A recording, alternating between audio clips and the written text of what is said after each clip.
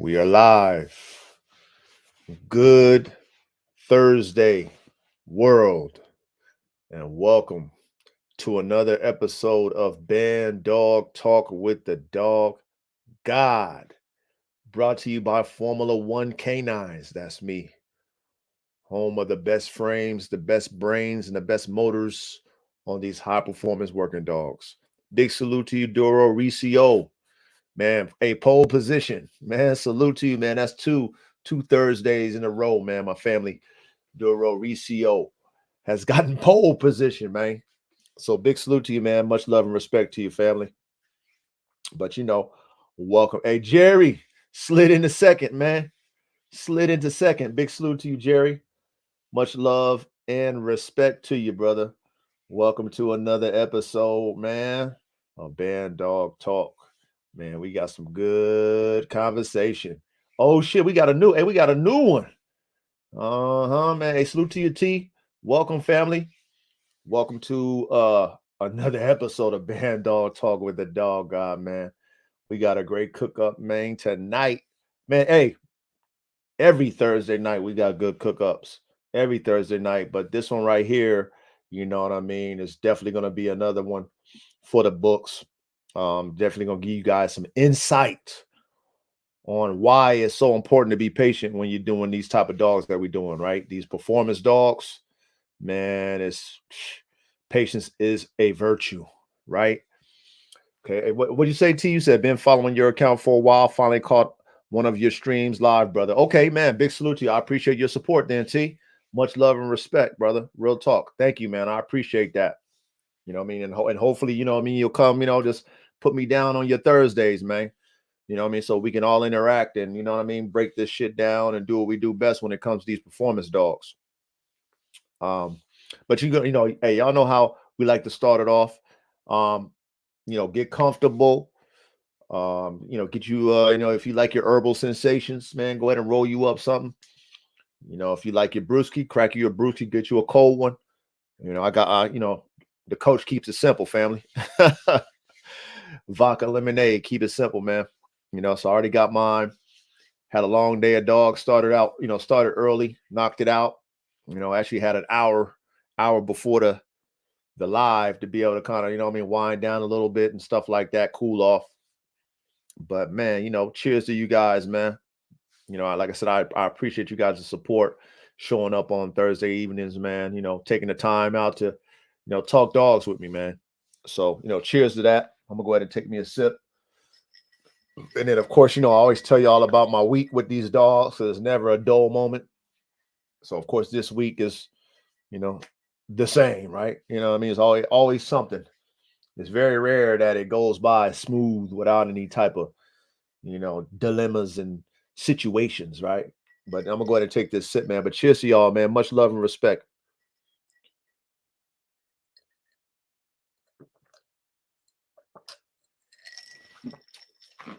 Oh yeah. So I think I mentioned this last week about one of my packs that I have, right? And I have a pack, and they've been together for a while. They've probably been together for like 2 months. Two different litters, of two different litters, but two different types of dogs. One's a band dog. One is my high performance pit bully, my 50-50 cross, pit bull and a bully cross litter. And there's three of the pit bullies and there's three of the band dogs, right? So I told y'all about this, I think last week, that there was a little funk in there. Bill, what's up with you, Billy? Welcome back, family. You know what I mean? I'm just giving a recap on the week, man. So, if you ain't already got your herbal sensation, I don't know if you smoke, Bill. If you ain't got your brewski, man, I already hit the cheers, man. But cheers to your family. Thank you for showing up. So anyway, I had a little situation last week with that pack, and they jumped one of the pit bully bitches, and I don't know why they picking on her, but she's been a victim of that twice now. You know what I'm saying? Now, because I'm teaching them how to reconcile, you know what I mean? It's always You know, it's it's it's a song and a dance when you're doing this because you don't want to put your dog in harm's way, your puppy in harm's way because of the pack jumping and doing all that stuff. You don't want to ruin them mentally by letting them get jumped because that could backfire on you, right? But at the same time, I'm trying to teach these puppies how to what I say reconcile, right? Because it's never anything serious. It's more personality, you know, it's more of a personality altercation. You know what I mean? That's what I'm learning with these dogs. So from the last week that it happened, you know, um, I cleaned her up or whatever. Last week it wasn't nothing crazy. I didn't have to do no staples. Everything was cool. Just cleaned her up, gave her a little antibiotics and stuff like that, so she wouldn't catch no infections. And boom, it's all good. So they was cool, right? They were cool. This week though, my wife was, doing something with the pool, and then she had my neighbor come over and help her out with the pool pump or whatever, right? He's a real handy guy and shit like that. My neighbor comes through, right? So of course, somebody new coming into the yard always, pumps the dogs up. And then when my wife is out, she has her Frenchies. And she lets the Frenchies out with her every time she's out. So, you know, the dogs see the Frenchies, and as long as they're not around their kennel space, then they just kind of just watch them. But at the same time, when they come around their little 10 by 10 that they're in, then it gets crazy. They start hitting the fence, it gets crazy. So anyway, my wife's not really paying attention, and then Frenchies is going over there, running around there 10 by 10. Now, of course, the energy turns up and they're hitting the fence, and now that energy is, it's like a mosh pit. You know what I'm saying? Now I'm not nowhere around. I'm down there doing the dogs, doing what I'm doing. Matter of fact, I was weeding in that day, so I was doing the yard work. So I get done on my day. It's probably about 7ish. Get done on my day. I'm coming up. I do my rounds of the dogs, make sure I clean out, all the puppies' pens again, make sure they got some water. I go in there and I look at the bitch, and I'm like noticing some new wounds, right? So I'm like, man, like, I already knew what time it was. Like, man, this bitch got jumped. Now, luckily, it wasn't that bad, you know what I'm saying? And but I mean, they definitely put some puncture wounds on her. But she was okay. She wasn't limping or nothing like that. So I cleaned her up again, checked her out, wasn't nothing crazy, right? So I'm like, golly, you know what I mean? But I knew what it was. So I told my wife, like, I said, did they jump that bitch again? And she's like, oh yeah, they did. I was like, how long was it? She said, oh, it wasn't that long. It was like a couple minutes. I was able to try to get them. They broke up though. I was like, I'm just like, damn, right? So this is the third time they jumped this bitch, right? But this time it wasn't as bad, just some puncture wounds. Anyway, so yesterday, yesterday, right? Right before, so the dogs know when I'm about to go out. Like they know what time they're like a clock. So they know exactly the time when I'm gonna come out to do the yards, or excuse me, do the dogs, because I do it at the same time every day. So then, right at that time, this about 10 minutes before I get out there, I'm hearing the regular little barking, right, from them, because they're already looking for me. But then I hear my wife yelling, right? So I'm like, I already knew what time it was, right? So I go out, and there they are jumping the bitch again. You know what I mean? Now my wife's trying to get them to break up, but they're not listening. But I got that whistle, you know what I mean? I got the whistle, right? Because they're not listening to my wife. You know what I'm saying? My wife will probably have to go in there and get them to break up. She's doing all this yelling and stuff. And I'm like, that ain't gonna stop them. You know what I mean? So I'm over there whistling and shit, doing my whistle. I get out there and I'm doing my whistle, and they're kind of still fighting, right? So I do it about three, for a third time, and then they finally break up, right? So this time, she limping and shit. I'm like, oh, they done got my bitch pretty good. So I'm like, how long before you came out there? She's like, oh, they're probably like 2 minutes. I'm like, damn, right? So anyway, they calm down. So I get dressed. I go out there and check her out, man. And they shredded her stifle. You know what I mean? So I had to go ahead and clean her up, take her out of there, and I had to move her out now. You know what I mean? That's the fourth time. I can't do that to that bitch. Even though mentally she wasn't, like mentally she wasn't off, but she, like in her mind, she's not really fucking with them. Like her energy toward that pack, the one that got jumped is like like fuck 'em. You know what I mean? Like she ain't cowarding out, but she ain't fucking with him. Like they definitely got some funk. And it was just time for her to get moved, man. So I'm like, man, I mean, T, this one was like this was the fourth time. You know what I'm saying? Like this is like the fourth time.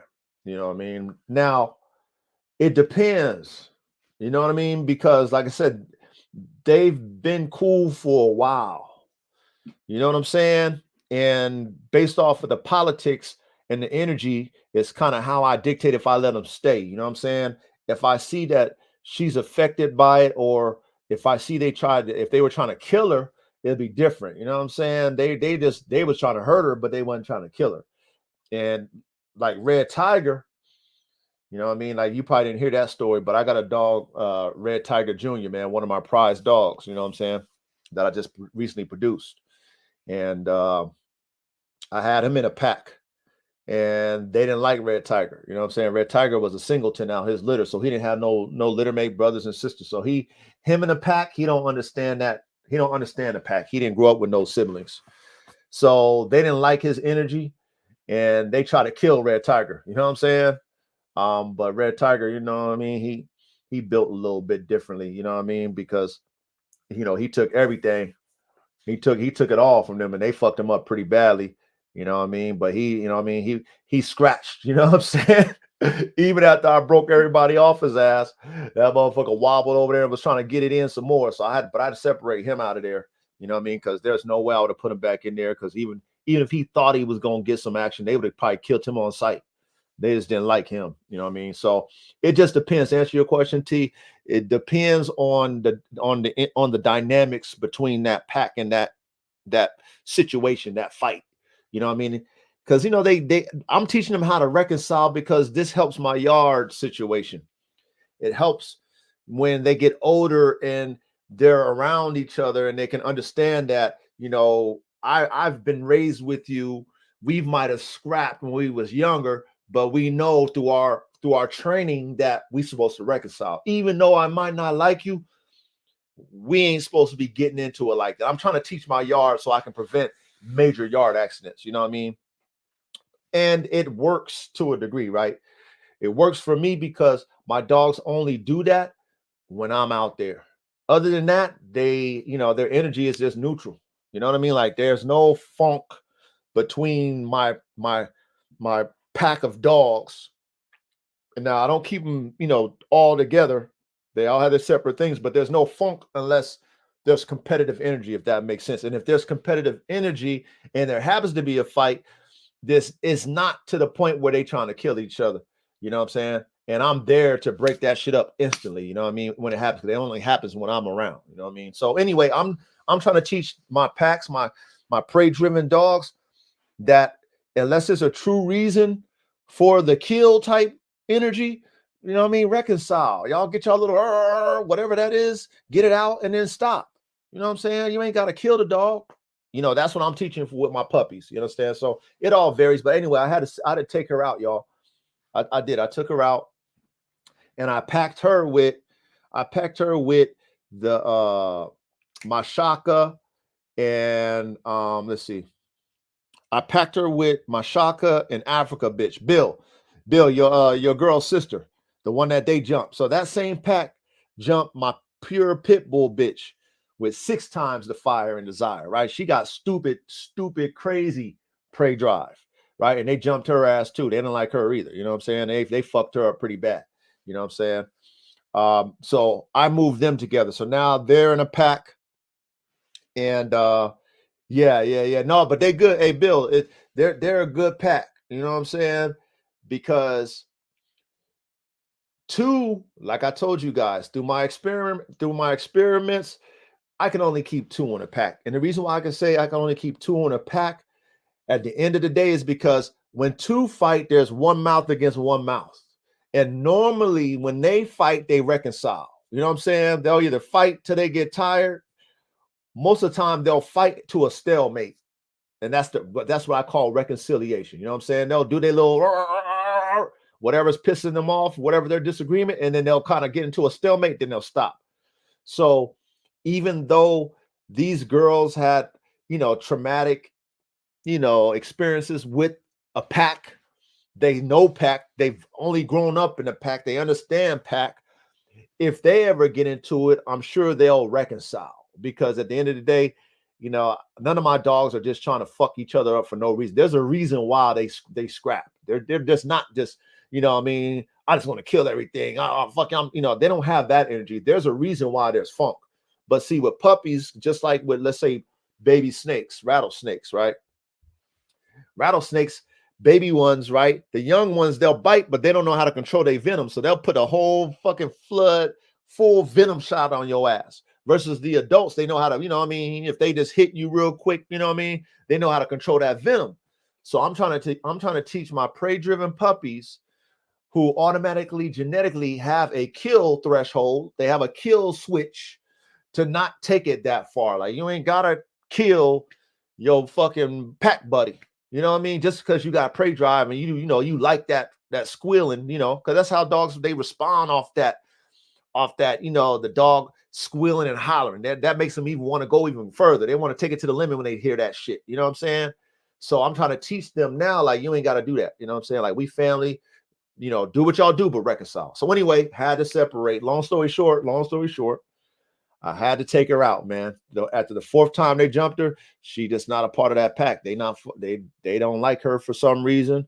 And I had to take her out of that pack. So right now there's 4 of them now. You know what I mean?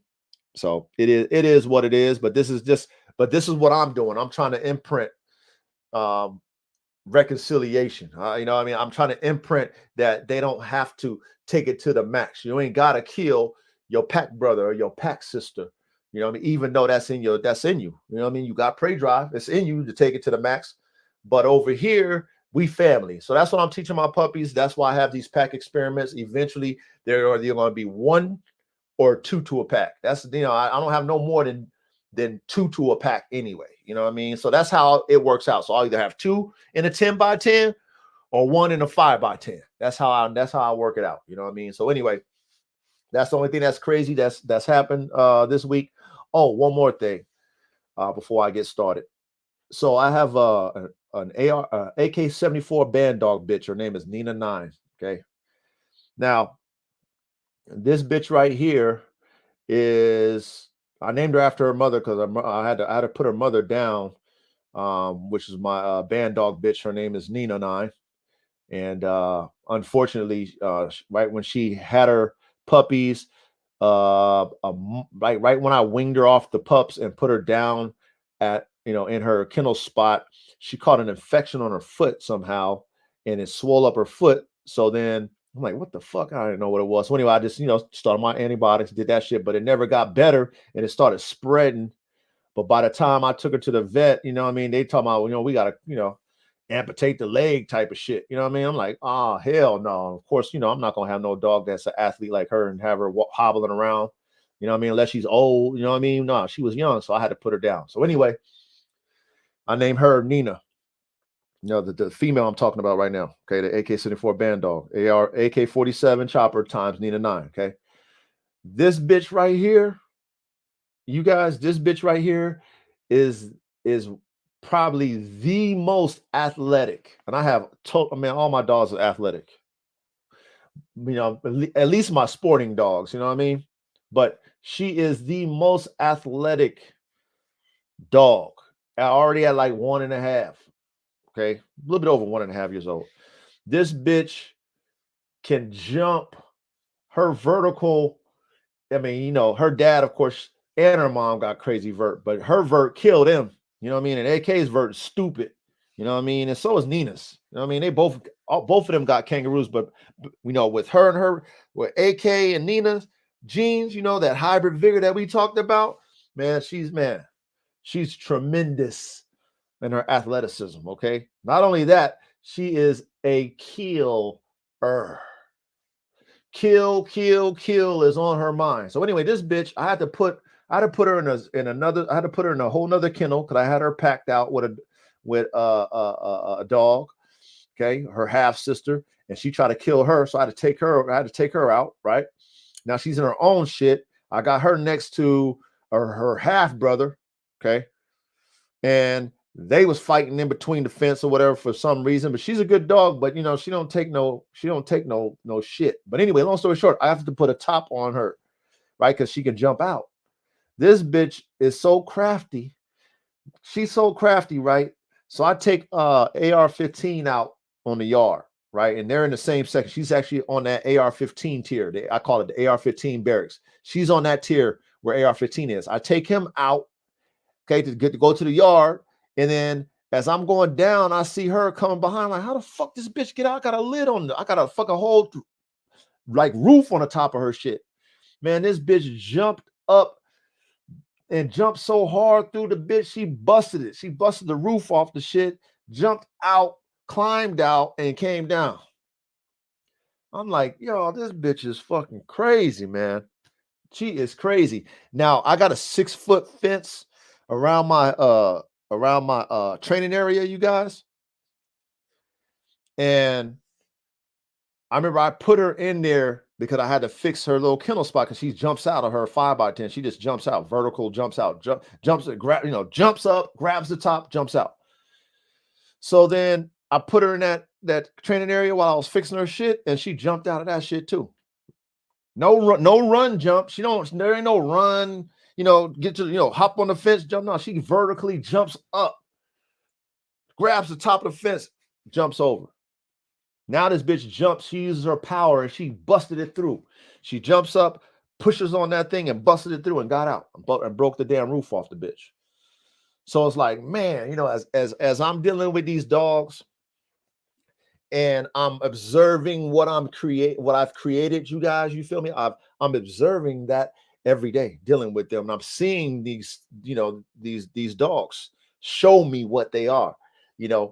I'm seeing this bitch show me that, you know what I mean? When I say I create these ultimate type level performance dogs, okay, but you only get to see them as they show you, right? You get to see, okay, what's the level? What is ultimate? Like, what is that? You know what I mean? Yeah, you got the genetics might say it, but what's the demonstration? When I see a dog that is so smart and so powerful that because she see me take AR-15 out, she's like, I'm gonna bust through this bitch. I see you got all kind of bricks, and I'm gonna show y'all too. And my subscribers, I'm gonna show y'all how I'm a MacGyver that shit too. You know what I'm saying? I'm gonna show y'all that shit. Okay, how I have her MacGyvered. I have cinder blocks, boards. Man, I got all kind of MacGyver shit to keep her in there. That bitch busted that shit out. You know what I mean? Like determined and busted it out. So much power, busted it out and got out. You know what I'm saying? So anyway, that bitch showed me something. I was like, man, I can't believe you, bitch. How the fuck did you do that? You know what I mean? Like, how did you do that? So anyway,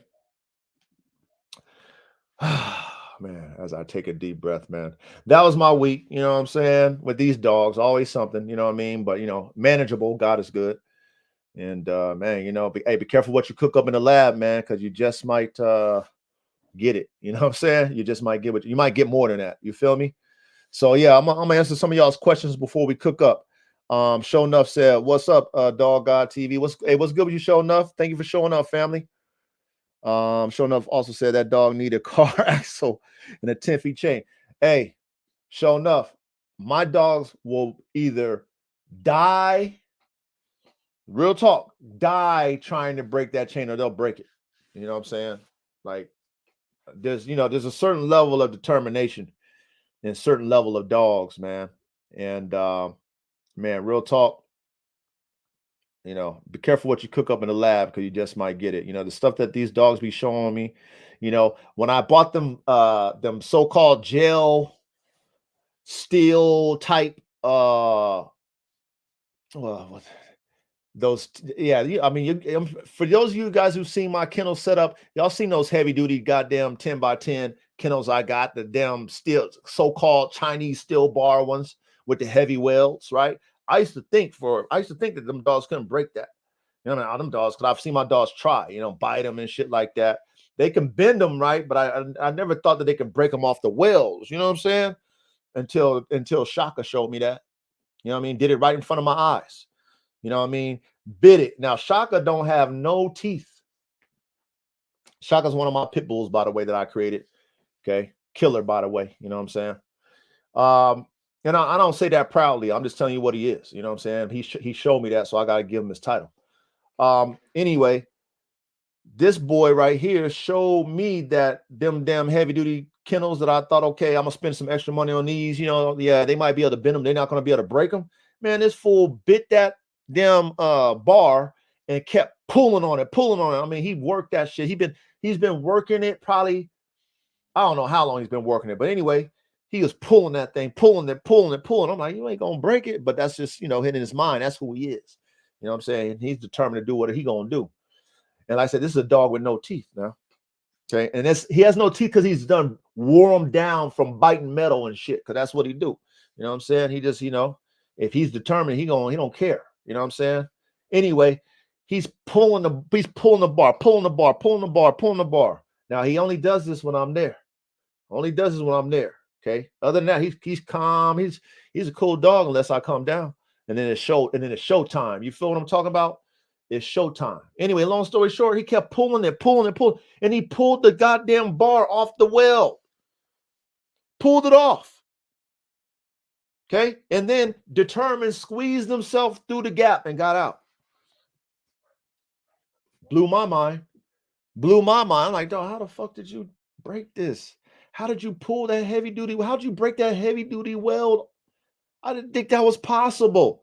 So to answer your question, sure enough, man, my dogs will either break the chain, will break the axle out the cement, or kill themselves. You know what I'm saying? Like that's the type of determination. You got to have them in a concealed kennel setup, like I got, man. You know what I mean? And even still, like my dogs have shown me how they get out of those too. You know what I mean? What next is gonna be concrete? They gotta be in some like concrete type kennel setup. You know what I mean? So anyway, my dogs are good either way. They're pretty much good. It's only when I'm around in the yard that it gets crazy. They just want my attention, and everybody's showing out, and they do the most. They really do. Every one of them do the most. So anyway, man, let me give everybody their shout out, man, before we kick it off, man. Big salute to you, man. But yeah, no, if the chain would have worked, sure enough, I would do it. But I just know what type of dogs I got, man. I just know. You know what I mean? They'll kill themselves on that chain, sure enough. They'll be so determined to get out of it, they'll kill themselves on that chain. They ain't playing with that shit. They'll be like, fuck this chain.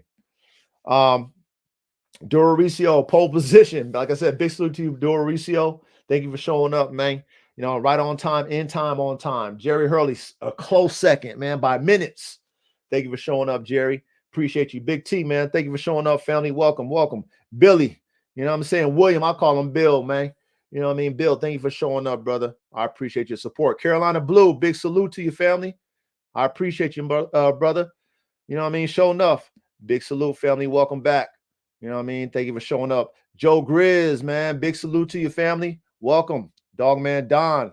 Man, missed you, brother. Thank you for showing up again, man. Hey, Stevie. Hey, Stevie, salute to you, brother. You know what I mean? Much love and respect to you, man. So yeah, man, we gonna do some good, some good Bandog high performance dog talk. You know what I'm saying? Jerry Hurley, yeah. Salute, fam. We gonna cook up tonight, man. And like I said, drop y'all's comments or whatever as I break everything down and communicate with y'all. If I don't get at you while I'm speaking, then I will come back to your comments. We'll revisit all your comments. Sometimes I just be cooking up and I don't want to lose my train of thought. So don't think I'm not going to answer y'all's you guys' question. Just understand that. So big salute to you, Young Ready Red. Yeah, brother. Big salute to you, man. Cheers, brother. Cheers. I'll answer your question real quick, T. You said going to drop a question in here. Is a good idea to drop in some blood for a physical trait, even if the dog isn't gamey, like adding a Dane for height. Okay, so T, that depends on what you cooking. Now, the beautiful thing about what we doing in these band dogs, if you're doing band dogs, you can do this with any of your dogs, okay? But being that we're not here in band dogs, we don't have to lie to kick it. A lot of people want to lie, right, about what they cooking in their so-called pure dogs. And that's to each their own. We're not knocking anybody's tactics on how they cook their dogs up. If they want to tell you the recipe, if they don't. However, over here, whatever you feel, right, that's going to enhance your dog, right, you have the right to do what you like, man. To use any dog that you like. You know what I'm saying?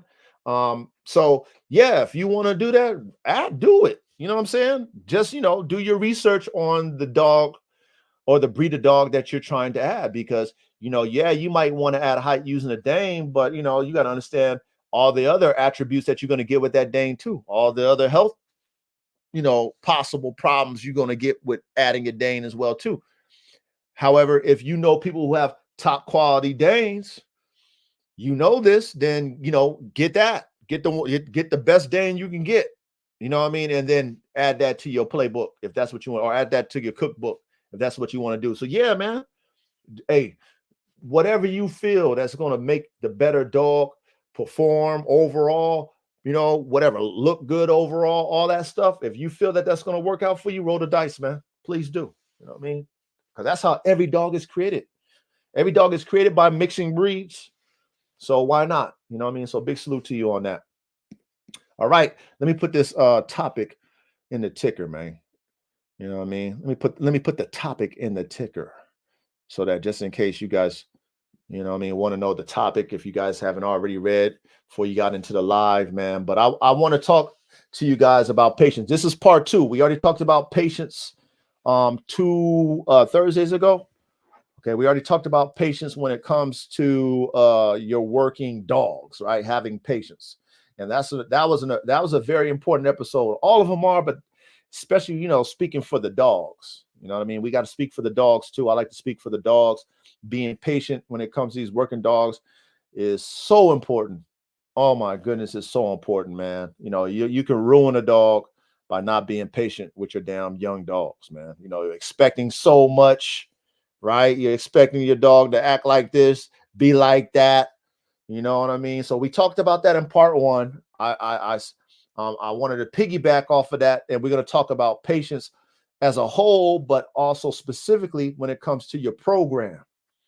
Now, not all of us here breed dogs, but this will give you an idea of how a performance dog breeder should be thinking.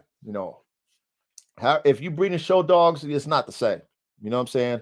If you're breeding dogs just for looks, it's not the same. How a performance dog breeder thinks about his program versus somebody who's just, let's say one track about their program when it comes to just phenotype, it's totally different. You know what I mean? Like for a show dog, you can, inbreed. If you got the best dogs, you can inbreed your type, your phenotypes.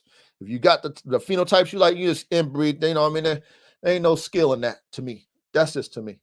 Take the dogs that mostly look alike, breed them together, inbreed them together. And that's cool because that's all you see. That's easy to me. Okay.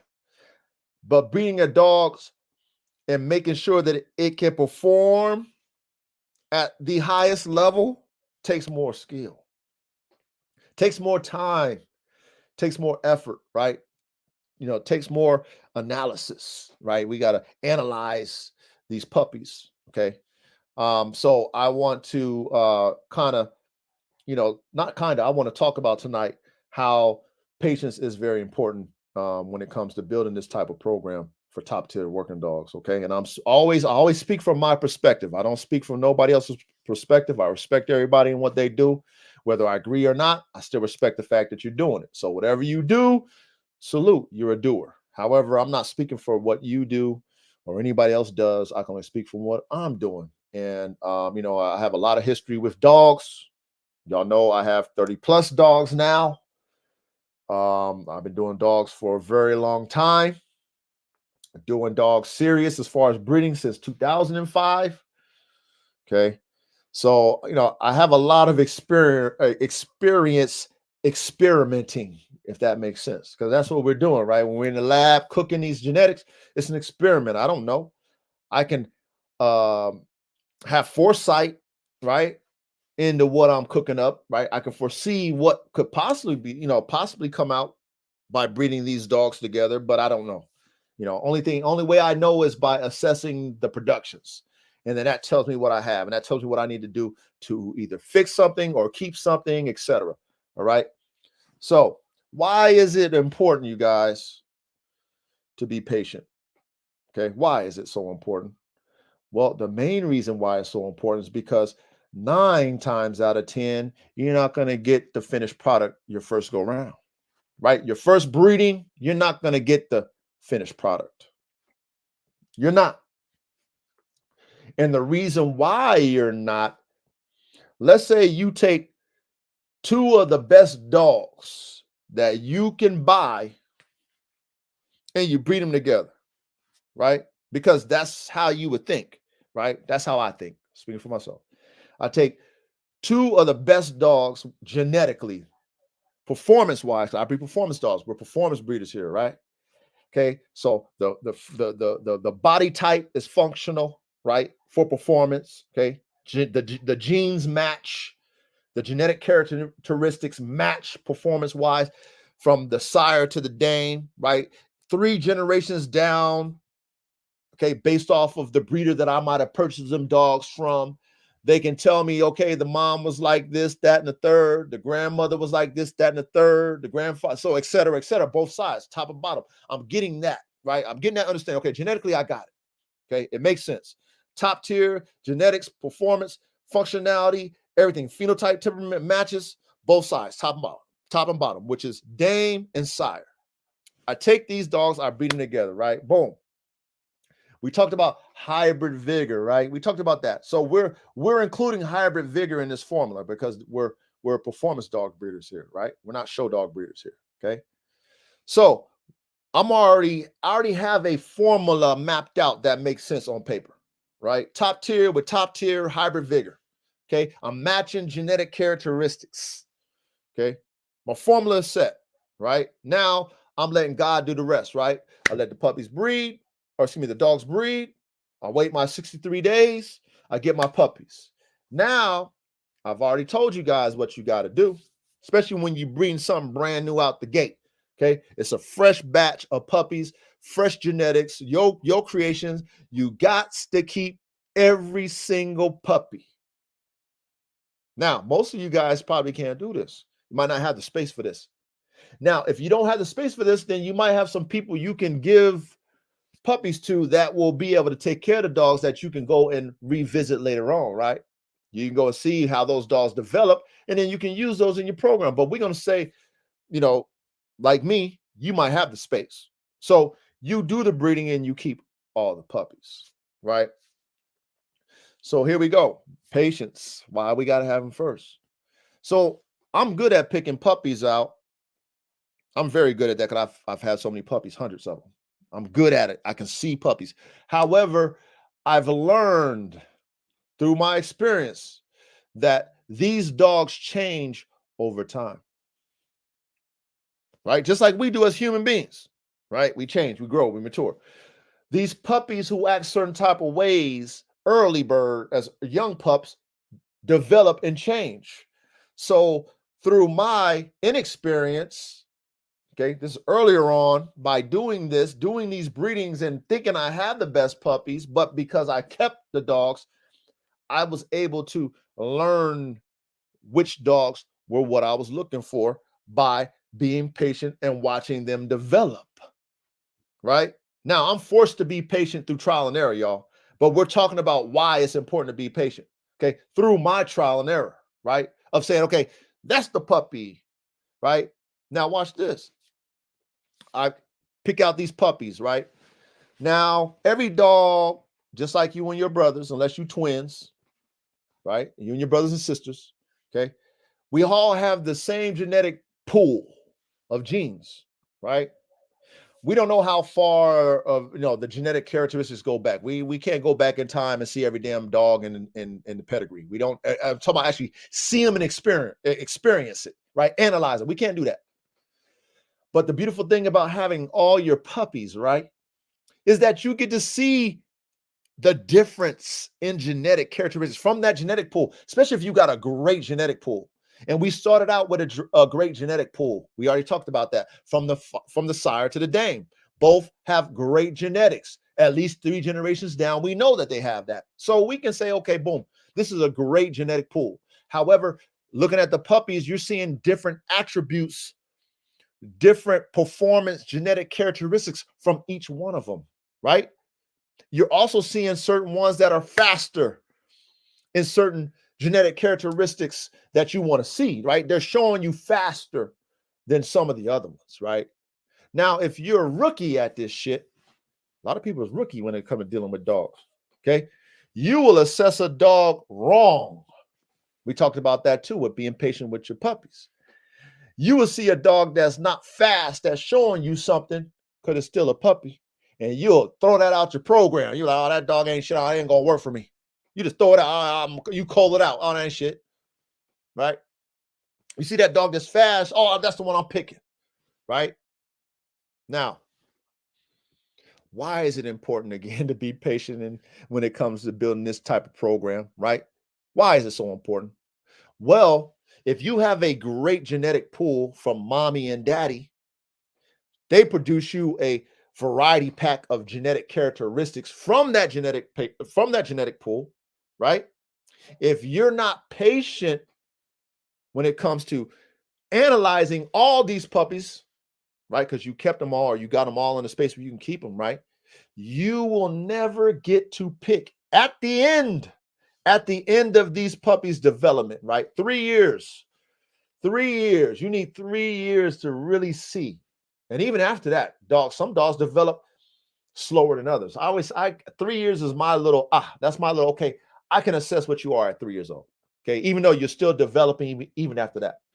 But if you don't give yourself 3 years, that's time, y'all. That's not overnight. That's 36 months. 3 years to assess what you have, right? How would you know which ones to carry on to continue breeding? How would you know if you didn't analyze and watch these dogs develop? Watch, especially if you spend a lot of money. I spent a lot of money on genetics. That's why y'all always hear me talk about got DNA I do. Most people ain't gonna spend what I spend on genetics because they're not serious about this shit. I live this shit daily. It's my full-time job. Okay.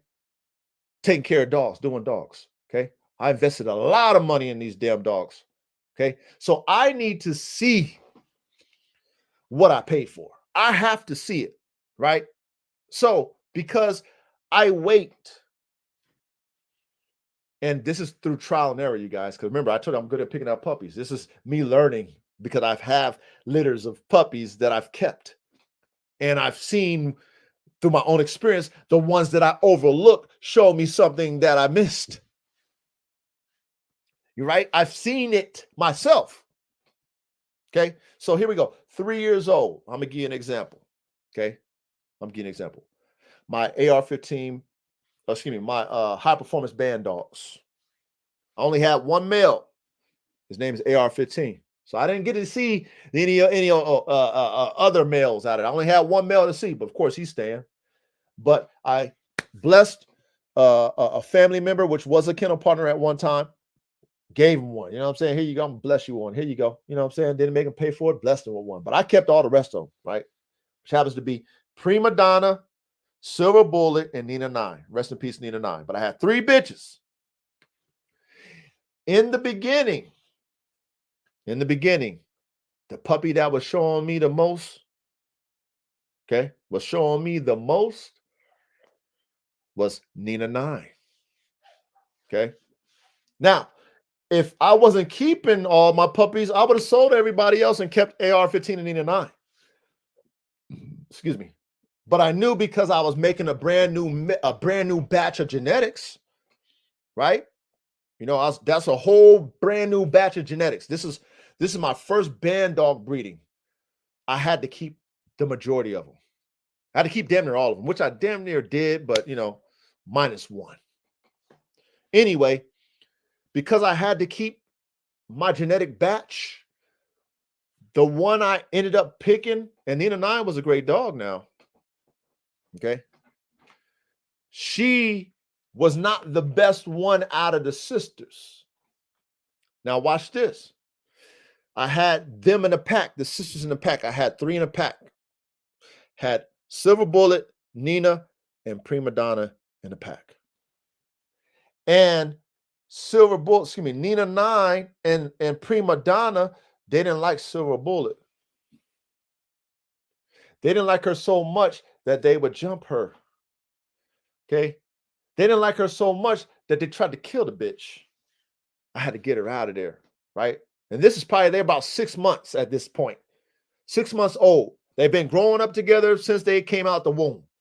Cool, pack, understanding, good dynamics. Not liking the bitch, try to kill the bitch. Okay. Try to kill her. Okay. I was there, broke that shit up, had to put her out. Boom.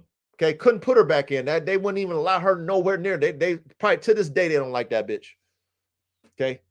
So anyway, I had to take Silver Bullet out.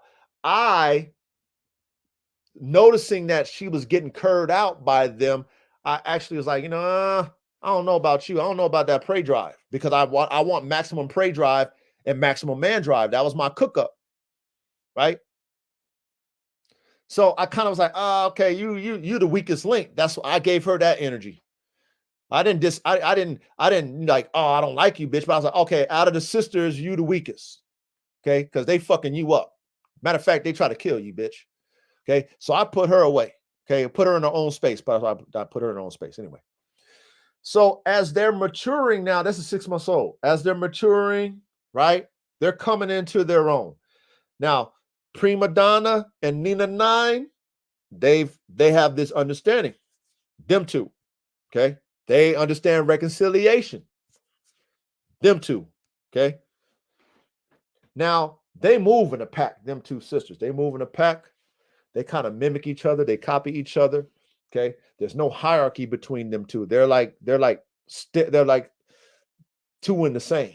You know what I'm saying? They're cool with each other and they move like that. They move in a pack.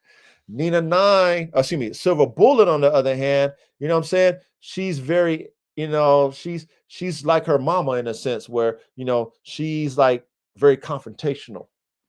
Now I'm seeing it because now I have her in her own spot and I see how she's always trying to attack the dogs next to her. So now I'm understanding why that they had to beat her ass and try to kill the bitch because they like, oh, we don't like your energy, right? We don't like you that you independent and you think that you're going to test us. So since you think you're going to test us, we're going to eliminate you, right? Because that's the energy I put in the genetics. That's in the genetics, the maximum prey drive and man drive, right? So that prey drive is being tested every day in their pack environment. They packed her out. Me not understanding, I'm thinking she's the cur out of the bunch. Not understanding that she's the one that's really she's the forward energy out of the bunch. She's really the killer out of the bunch. Okay. But 2 against 1, I don't care how much of a killer you are. You know what I'm saying? Especially if you got 2 superior dogs on one superior dog. You got 2 superior versus 1 superior. Those 2 superiors are going to dominate the 1 superior every time. All right. So this goes back to being patient. Okay. So still at this time, when that happened, when they're 6 months old, Nina 9 is still my number 1 bitch. Okay. She's bigger. She's very outgoing. And they all are, but she moves like she's the shit. She's always been that way. She got stupid athleticism at 6 months, fast, all the shit. So I'm like, yeah. Like that's my analysis is still Nina 9. Okay. I still like the other bitches, but Nina 9 is number 1. So fast forward. Silver Bullet, she's on her own. Prima Donna, Nina 9's together. I'm doing my test. And at that time, right, I had the spring pole and they were all competitive on that spring pole.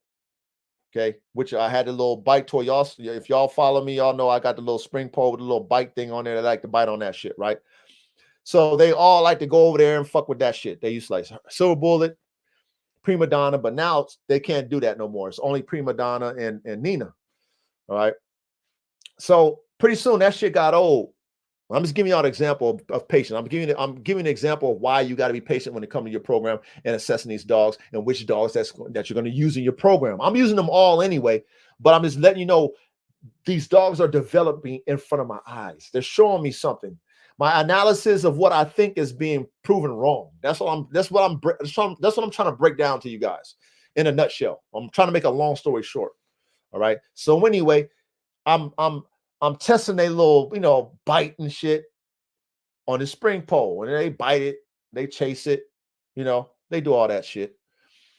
And I'm like, okay, Silver Bullet, she wants to be on it. She likes it. She gets crazy on that thing. Okay, cool. She got the bite. She got the bite. Okay, she got the bite, right? So I'm analyzing, my bites because I don't want them. I don't let them bite me. And then Nina 9, she do it too. She bite. Boom, boom, boom. Prima Donna, she used to do it, but then she don't want to do it no more, right? They play on that shit. She don't pay it no mind. So now it's like, damn bitch, why don't you bite that no more, right? So now I'm like, I don't know how I feel about Prima Donna. You know what I mean? Because she's not really intrigued by biting shit like that no more. Okay. So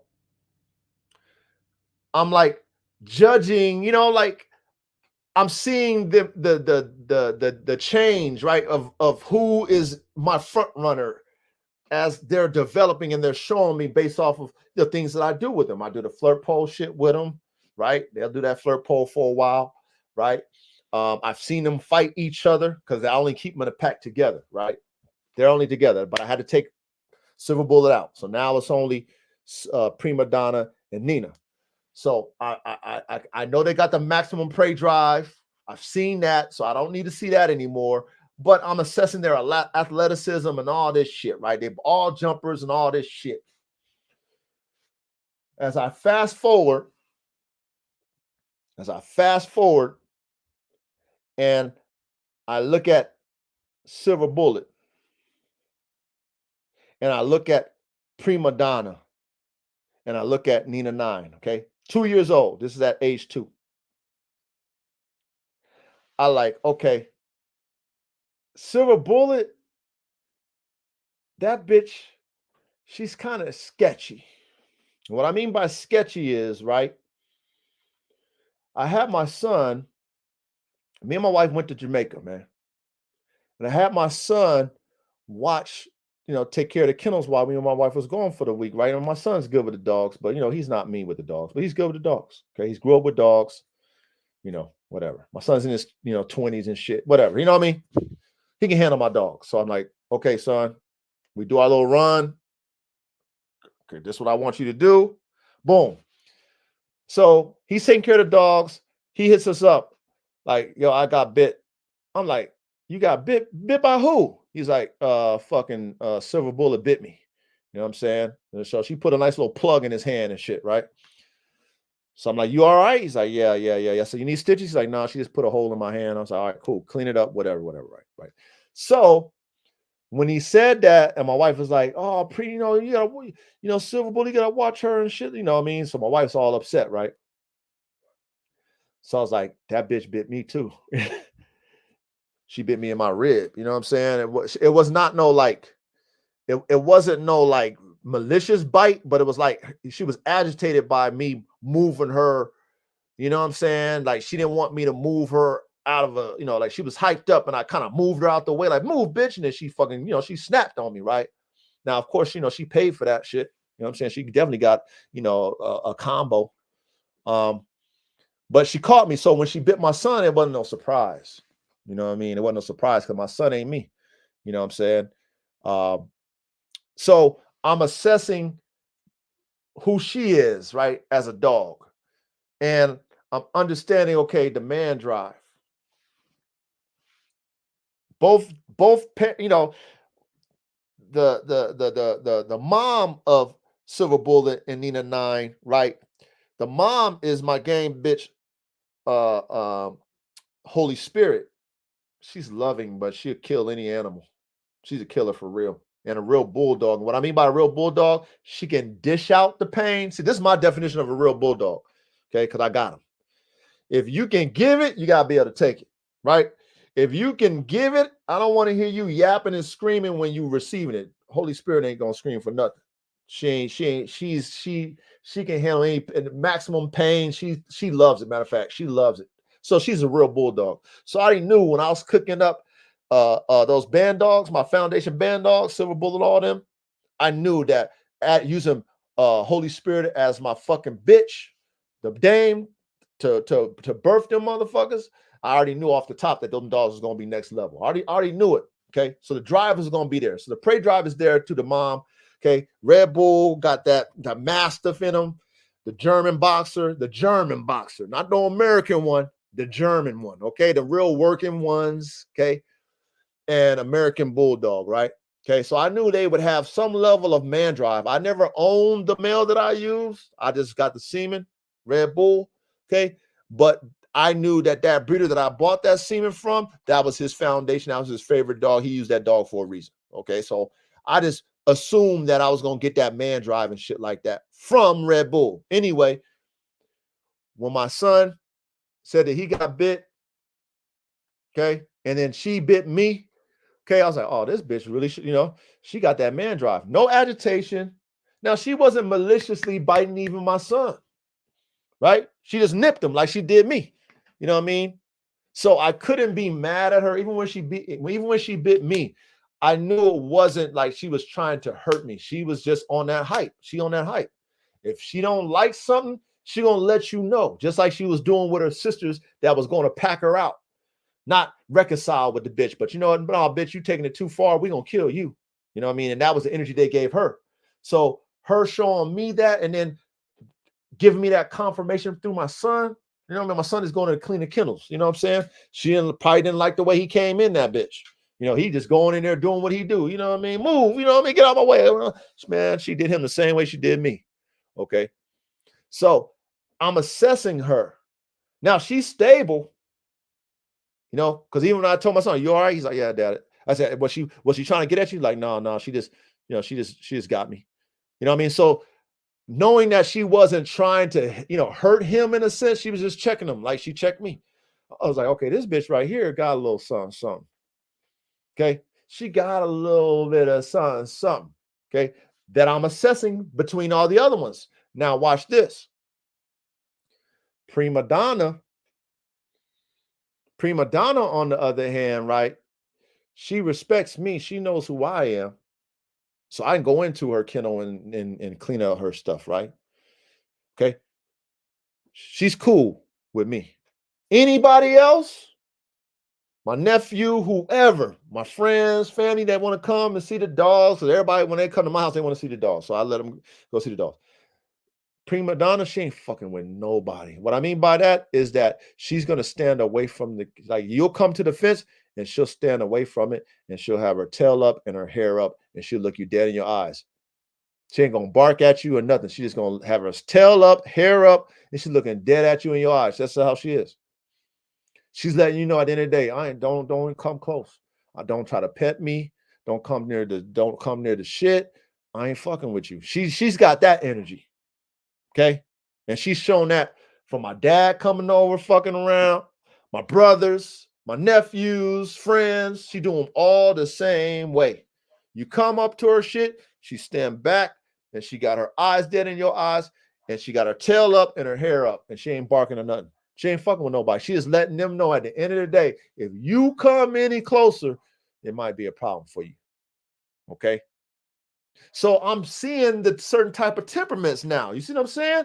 I'm seeing the temperaments now. Rest in peace, Nina. I didn't get really a chance to see her temperament when it came to, her man drive and shit like that. But what I'm telling y'all with the patience, it goes back to being patient, right? I'm seeing dogs jockeying for position of number one in my eyes for that particular ultimate genetic recipe that I wanted to see come out. I'm seeing it develop. Okay, I'm seeing it develop. And as I'm looking more towards, okay, well, who will be the best one? Now, I don't know who's going to produce the best until I have productions off of them, right? But out of the bitches that I have, who is the best one? Okay. Now, I have to say, okay, rest in peace, Nina. But the best bitch, even though she did the carnals, she made one of the carnal sins on my yard, which is biting the master. Okay. I would have to say the best one is Silver Bullet. And the reason why I have to say the best one is Silver Bullet is because when I cooked that genetic recipe up between Holy Spirit and Red Bull, I wanted ultimate prey drive and ultimate man drive. That's what I wanted. Ultimate prey, ultimate man drive. Now, the toy drive part of it, right? This is where I had to learn as well what that means to these type of dogs and what's more important when it comes to what I want out of my dogs, right? Because not every dog's going to have all three. Sometimes, but not every dog is going to have good toy drive, good prey drive, good man drive, right? So I'm learning this. That's why you got to be patient, right? Because in the beginning, those dogs, and this is with the other dogs too, but we're talking about these particular dogs right now, my high performance band dogs. In the beginning, as puppies, they had, okay, some level of man drive. And what I mean by that is, they'll bark if somebody come up like the pool guy and shit. Had the pool guy come up, somebody knew it. I'll get that little man drive, a little puppy shit. Okay, some level of man drive, definitely some prey drive because they will always jockey within each other. They always do their little thing with each other, wrestle, fight. I'm always, managing pack shit, and then they would be on the toys. You know what I mean? Throw the ball, they'll go get it. They'll play with the ball, put a little squeaky toy, they'll play with that. Little bite toy, little spring pole, flirt pole, they would do that, okay? They were doing that in the beginning. So they showed me a level of all three to a degree. I knew it was going to develop, but over time, with these particular dogs that I'm talking about, none of them show toy drive anymore. None of them. AR-15, okay? And I told y'all about AR-15 before. AR-15 and AK was partners. They grew up together. They're the same age. I had them packed together. They played together, hit the spring pole together, hit the flirt pole together, all the shit. Hit the bite sleeve thing together, all the shit. Okay? AK still loves that. AR-15 won't even, he won't even look at a sleeve. He won't even look at that spring pole. He didn't give a fuck about it. Okay, but as a puppy, he was all gun-ho about that shit. Okay, so back to what I'm saying with Silver Bullet and let's say Prima Donna now, since now I'm comparing. Okay, they're 3 now. No, excuse me, no, they're going on 4. This year they'll be 4. They'll be 4 this year, right? Now, Prima Donna is still the same as far as I know she got prey drive. She's already shown me that.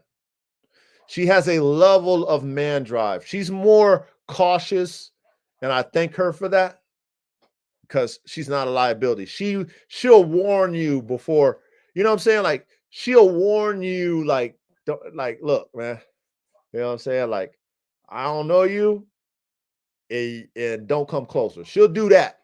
So I'm thankful that she does that. But when it comes to that action, when it comes to like that bitch will hit you, you know what I'm saying? Like, you come over there, she gonna come to you. You know what I mean? Like, you ain't gotta wait on her. No, she coming to you. You know what I mean? Silver Bullet is on another level. Because for that bitch to, you know what I mean, to check me, and I've been feeding that bitch since she came out the womb, and she know I don't play that. I ain't never let my dogs put their mouths on me. Nothing of that sort. Never agitated her. But because I, got in her space and she didn't like it, she fucking gave me a little nip. My son come in, probably did the same thing I did, and she nipped his ass. You know what I'm saying? And she took the fucking combo. She took the combo now. She didn't. No, she took the beat down now. Okay, but to show me that she ain't afraid of man, she'll give it to you. You know what I mean? I'm like, oh, okay. I'm putting that in my notes. You see what I'm saying? Like, I'm putting that in my notes. Like, okay, but this bitch right here, she'll bite a motherfucker. Quick, too. This bitch right here, she with all the smoke. Matter of fact, she with so much smoke that her two sisters, was trying to X her out the fucking pack because she was a threat. See, I didn't know she was a threat. I just thought they didn't like her. No, she was a threat. Okay. I have her next to AK-47. AK has a great temperament when it comes to dogs. What I mean by that is that he doesn't get flustered by dog energy unless you own him. If you own him, it's a different play. But he don't like all that barking and, antagonizing. AK don't play that shit. You know what I mean? He'll ignore it. But Silver Bullet over there, she's smart. She'll take his bone, right? Go, because they're right next to each other. He'll put his bone down, she'll go and take that motherfucker, take it from him. He'll come too close to like he'll rub his body up against the side because they share a kennel side, right? He'll rub his body up against there for whatever reason. She'll bite him through that bitch. You know what I mean? Like she really with the shits. You know what I'm saying? That girl really with all the action. Now, what does that tell me? Okay, that tells me if I didn't keep the whole litter, I probably wouldn't have that level of performance Bandog like Silver Bullet. I would have sold her. Somebody else would have had the bitch. And then they probably would have called me up like, Coach, this bitch bit me. You know what I'm saying? Coach, this bitch bit me, man. I had to kill that bitch. She bit me. But for me, right, because I'm building a performance program, a high performance program, working dog program, right? I can use this bitch Silver Bullets because I understand her psyche. I've been analyzing her and her siblings since they were born. When she bit me, I understood where it came from. I understood the type of bite. I know a malicious type bite. I've seen them fight each other. I've seen the maliciousness. You know, I know a nip, not a bite rip. I know a bite let go, right? I know the difference, right? When she bit my son, she did the same thing she did to me, to my son. You know what I mean? Gave him a bite and let go. Not no like rip him, hold his hand, tear his hand up. I seen her and her sisters fight each other and grip and tear. I seen that shit. So I'm like, okay, yeah, I don't tolerate my dogs biting me, biting no one, my kids, my wife, none of that stuff, right? I don't tolerate that. However, I understand her psyche, who she is, what I created. I put that type of drive in that bitch, right? To not be afraid to mouth check a man, not be afraid to mouth check prey. I put it in the bitch. So I can't be like, oh man, this bitch bit me. Oh, I gotta get her out of here. No, I can't. Because that's what I put in the bitch. You know what I'm saying? So now she jockeyed in the first when it comes to genetics overall and what I want to see in my program. She jockeyed in the first. Now, if I wasn't patient enough and thought and had foresight to keep the whole litter, I would have never known that not prima donna, but Silver Bullet came to be number one on my list out of them bitches. I would have never known that if I didn't have patience, you guys. I'm forced to have patience because of how I built my program. But this is why patience is so important when you're building a performance dog program. Because you have to analyze every puppy so that you can see which genetic characteristics, performance-wise, that you're getting from each dog. And that doesn't mean, right, that what you see is what you're going to get in that dog's offspring. That's a whole nother twist to this shit. Just because you see it in that dog doesn't mean that that dog is going to produce it. Or and, right? It can go either way, or and.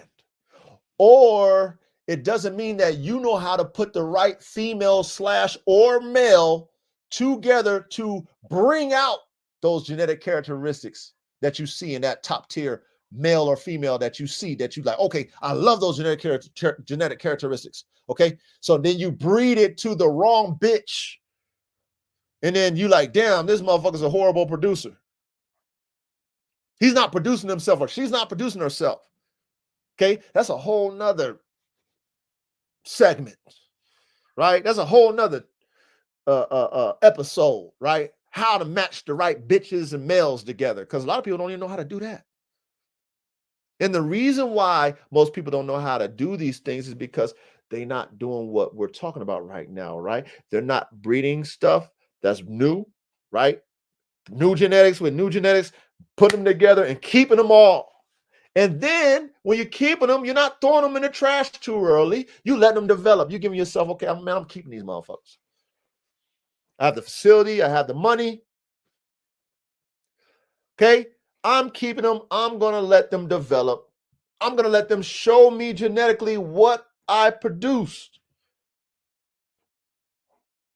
The only way you're able to do this is being patient when it comes to this type of shit. That's the only way you're going to do this shit the right way. Because if not, you're going to hinder your program, right? You're going to stifle your program. You're going to stagnate your program because you're skipping steps. Okay? Because if we're trying to create the best, well, I'm not going to say we because not everybody think like me.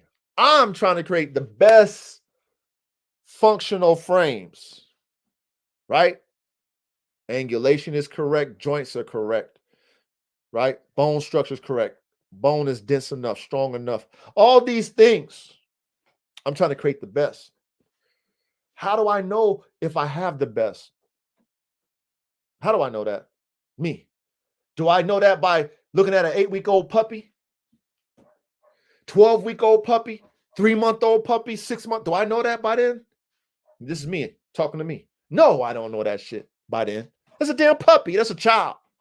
I don't know that by then. Is this dog, because he was beating up all the other puppies in the litter, going to be the most dominant dog when it gets older? I don't know that. That was some puppy shit. I don't know that. How would I know which one is the best genetically? Which one I should use? How? How do I know that? This is me talking to me. Well, you got to keep the dog, coach. You got to assess the dogs, coach. You got to let the dog show you who it is. Not you force what you want that dog to be. You need to let that dog show you who it is, and then you develop it. You develop what you see. Right? This dog doesn't have as much confidence as this dog over here. Why is that? Why is that? This is me talking to me. Why is this dog motivated for this and not that? Find out. Okay? This is why we have to be patient in the programs, in this high performance working dog program, because there's a lot of things that's going to be shown to us over time. Over time, these things will be shown to us. It's not going to be shown to you right away. These dogs are ever changing, man. You'd be surprised. That's why when you train dogs, it's all about reps. It's all about reps, because pretty soon a dog can get bored of what you train it. Dog, like, man, I'm cool with that. Just like I was telling you about certain toy drives that certain ones of my dogs have, that they had. Excuse my language, not even have. They had it. They don't have it no more. They're like, I don't want to bite that shit. I don't want to chase no ball, Dad. Find something else to motivate me. I ain't motivated by that no more. You know, you be like, damn, what the hell? Like, really? You just like, damn, you used to do that. Now you don't want to do that? You know, man, you used to love doing this. Now you don't want to do that? Like, you know, your dogs will change. They'll show you. And being that they're showing us this, that just means we got to put in more time, more effort, and, you know, finding out what else makes them tick. Because if we really think about it, right? If you think about wolves, they're motivated for survival. They're motivated for continuing on their offspring and mating, and right? They're motivated by controlling their territory. They're not playing fetch, right?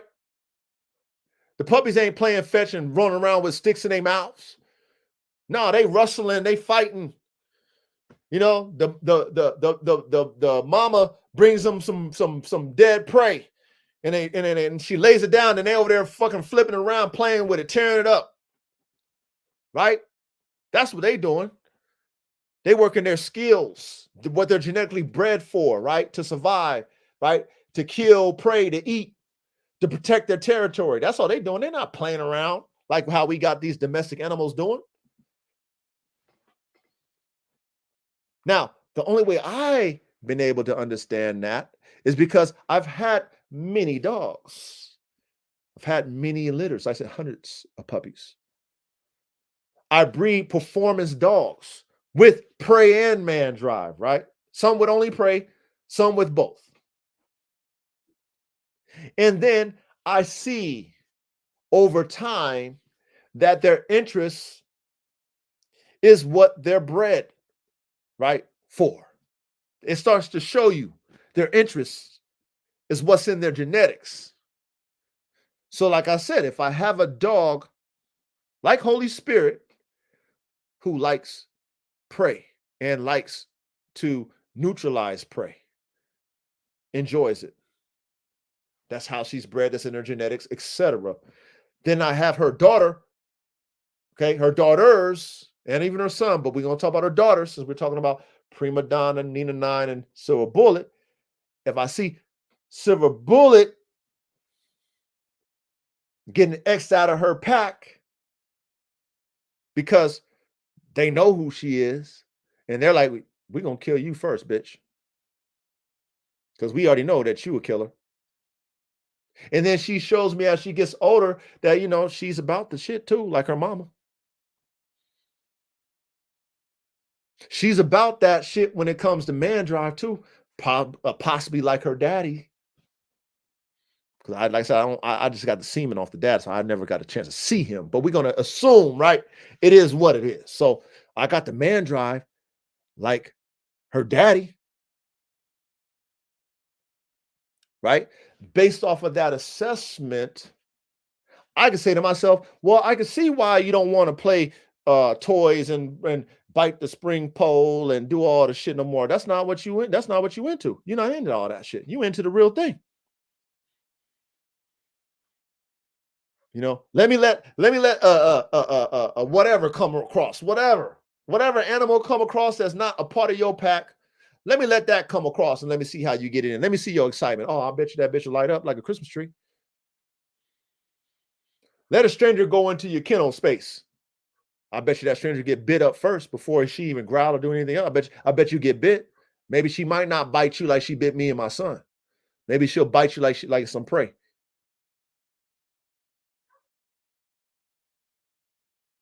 And for me, right? For me as the breeder of that bitch, okay, I'm writing down notes and saying, this is what I want in my program. If I want man stoppers, I want a bitch that's confident enough to bite your motherfucking ass. Excuse my language, but real talk. This female right here, she know I don't play that biting me, but she actually had the nerve to bite me. So I know genetically that I got that in that bitch because she was willing to lose her life by biting me. And thank God for her that I understood the type of bite, right? For her sake. Thank God for her that I understood as a dog man the type of bite that she gave me. It was not malicious. She just got beside herself. She was checking me. Like, I don't like that. Oh, you going to move me out? I don't want to get moved. You know what I mean? She checked me. She treated me like how they treat each other, like the dogs. You know, when dogs get into little spats and they nip at each other. That's how she did me. That's how they do each other. So, you know, she got it twisted. But she showed me genetically what I was wanting. And, you know, she showed me that. Okay. This is what, about 2.5? When she did that, probably 2.5, she did that. Right now, she's 4. Anyway, she hasn't bit me since because now I know how to deal with her. See, I'm aware of her now. Okay. And what I mean by that is I'm cautious and I understand that I have to move with caution. Even when I go and I open her latch, I'm smart enough to know that if I open her latch and I'm not paying attention, she'll bite at my hand. You know, just that type of bitch. But because I'm aware of it and I move my hand a certain type of way, she knows I'm aware of it and then she won't do it. She knows that I know that she will bite my hand. So then she'll look and see, she'll look me in my eyes and she'll see how I'm grabbing that latch and I'll do it slowly. I'm not going to just do it fast because as soon as I do it fast, she's going to hit that latch. That's just the type of bitch she is. Okay. Patience tells you this, shows you this. Patience showed me the genetics in all 4 of them dogs. AR-15, Nina 9, Prima Donna, and Silver Bullet. Patience. Years. They're 4 now. 4 years old now. They're showing me something all the time, you guys. Now, because I'm cooking up everybody's genetics, I get to see in their puppies. Remember the story I mentioned to you guys earlier today about Nina 9, the AK-74 Bandog, how she is? Okay, me knowing Nina 9, her mother, the Bandog, right? One of the sisters, the female that passed away. Me knowing AK-47 Chopper, right? The dad. Me seeing Nina 9. Me seeing hybrid vigor in that bitch. What hybrid vigor produces. I see that in the bitch, the puppy. I see her strength and her ability.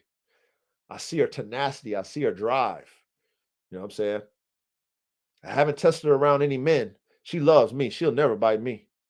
She's not like Silver Bullet, her auntie. But man, oh man, does she got that fucking prey drive? Does she got that bulldog type of trait that her grandmother got? Okay, that she can take all the pain. Does she got maximum strength, superior athleticism, muscle? Oh man, she got it all. Now watch this. I'm still understanding through my process that she's going to show me more, whether it might be a regression or it might be a progression. I understand that now. I'm not just assuming that, okay, what she's showing me now is what she's going to be. I don't assume that shit no more. Right? Experience showed me that. All I'm doing is paying attention, taking notes, and then I'm nurturing what I like. I'm correcting what I don't like. Okay. I don't like the fact that this bitch is breaking out of shit. You know what I'm saying? I don't like that. I don't like the fact that she want to, cause havoc on the yard. I don't like that. So I'm correcting those things, even though I put that in her. You feel what I'm saying, you guys? I put that in the bitch genetically. But because I don't like it, it's my job as the dog man to shape her. Let her understand, just like I've shaping Silver Bullet. Bitch, you can't bite me because you want to bite me, bitch. You can't. Understand that. Okay. So, patience. Keep that in your fucking heads when it comes to these dogs. When it comes to doing a high performance, top tier level working dog program. Also, right, you might have, some dogs you have in mind, right? Because you're experimenting. And then you cook them up. And then the dogs that you keep, and let's say you keep all of them, and out of all of them, they're not up to your standard. Now, do you take a shortcut and you just say, you know what, fuck it? This is all I can do? Or, I only have this much money, so I'm gonna go ahead and get this subpar genetics and throw it in there and cross my fingers and think I'm gonna correct something. Like, you think that's gonna really get you to the level that you want to get to when it comes to these type of dogs, making these type of dogs? If you really think that you're gonna take a shortcut, right? Take fucking mediocre genetics and put them together and, cross your fingers and rub the genie lamp and get maybe lucky and get the best. Like, that's wishful thinking. I'm gonna tell y'all that right now. That's wishful thinking. Nah, ain't gonna happen. Okay. If you want top tier, you can have a performance dog, but it won't be top tier. Okay. And we can go back to how game dogs are bred because that was a performance level type dog. Common sense was telling those guys take champion to champion. Common sense was telling them to do that. Which at the same time, that would be mathematically correct genetically. If you're taking top tier performer with a top tier performer and you breed those together, you should get top tier performers. That's not always the case. That's not always the case. Okay. A good performance dog breeder understands it's about genetic characteristics. Every dog, it's like any given Sunday, right? Every dog has its day, right? Some dogs can have a day of wins on a streak, right? And let's just say its competition was okay. And it had, 5 wins, made grand champion with okay competition. Okay, it's a grand champion. Boom. And this dog had 6 wins with okay competition. Boom. So you breed those together. Boom. Right. You get a dog, right, off of that, and you put it in competition. And it happens to meet a dog that is above okay. It is superior. But in your mind, you took champion to champion, bred them together, but they were okay champions. Genetically now, genetic characteristics now, not just off its merit, but genetic characteristics. Because we're not breeding its merits. We're breeding its genetic characteristics. We're breeding, you know what I'm saying? Like, that's how you gotta think. So then you take that dog that you thought was superior based off of merit, and then this dog is superior off of genetic characteristics, and they happen to have an interaction, and that dog that has superior on genetic characteristics beat your dog that has the superior merit. You wonder, like, how the fuck, why the fuck, how the fuck, right? You wondering, like, how? Well, that dog that won was bred off of superior genetic characteristics, not off of just its merit, but off of its athletic genetic characteristics, genetically, that you can combine with your athletic superior genetic characteristics. And then you, voila, you cook them, and then you keep all the dogs, and you let the dogs, all the puppies, show you what those genetic characteristics look like that are superior. They show you that. And it might not be the one that is doing all the rah, rah, rah in the beginning, right? Showing you, whatever it's showing you, right? Whatever it's showing you, that early bird. Oh, that's the one. It might not be that one. It might not be that one. Or, like we talked about earlier on, that dog that's showing you that superior, right, performance might not be able to produce it in its offspring. That's a real play. That's a real play, right? You have to know how to cook these type dogs up. That takes patience. The only way you're going to know that is by experimenting, being in the lab, making mistakes. Right? What I mean by mistakes is thinking that you got the recipe and coming out, finding out that it's not. That's a mistake. You made a mistake. Oh, shit. Well, damn it, man. That ain't the one. Right? Running it back with some more shit, right? Cooking it up a different way. Oh, but that's not the one. Right? Maybe doing it again. Oh, that's not the one. Well, then guess what? You got to scrap that. But if you didn't have patience, you probably would have scrapped it the first time it didn't work. Oh, this ain't no good producer. He's out the program. She's out the program. You probably would have did that if you didn't have no patience.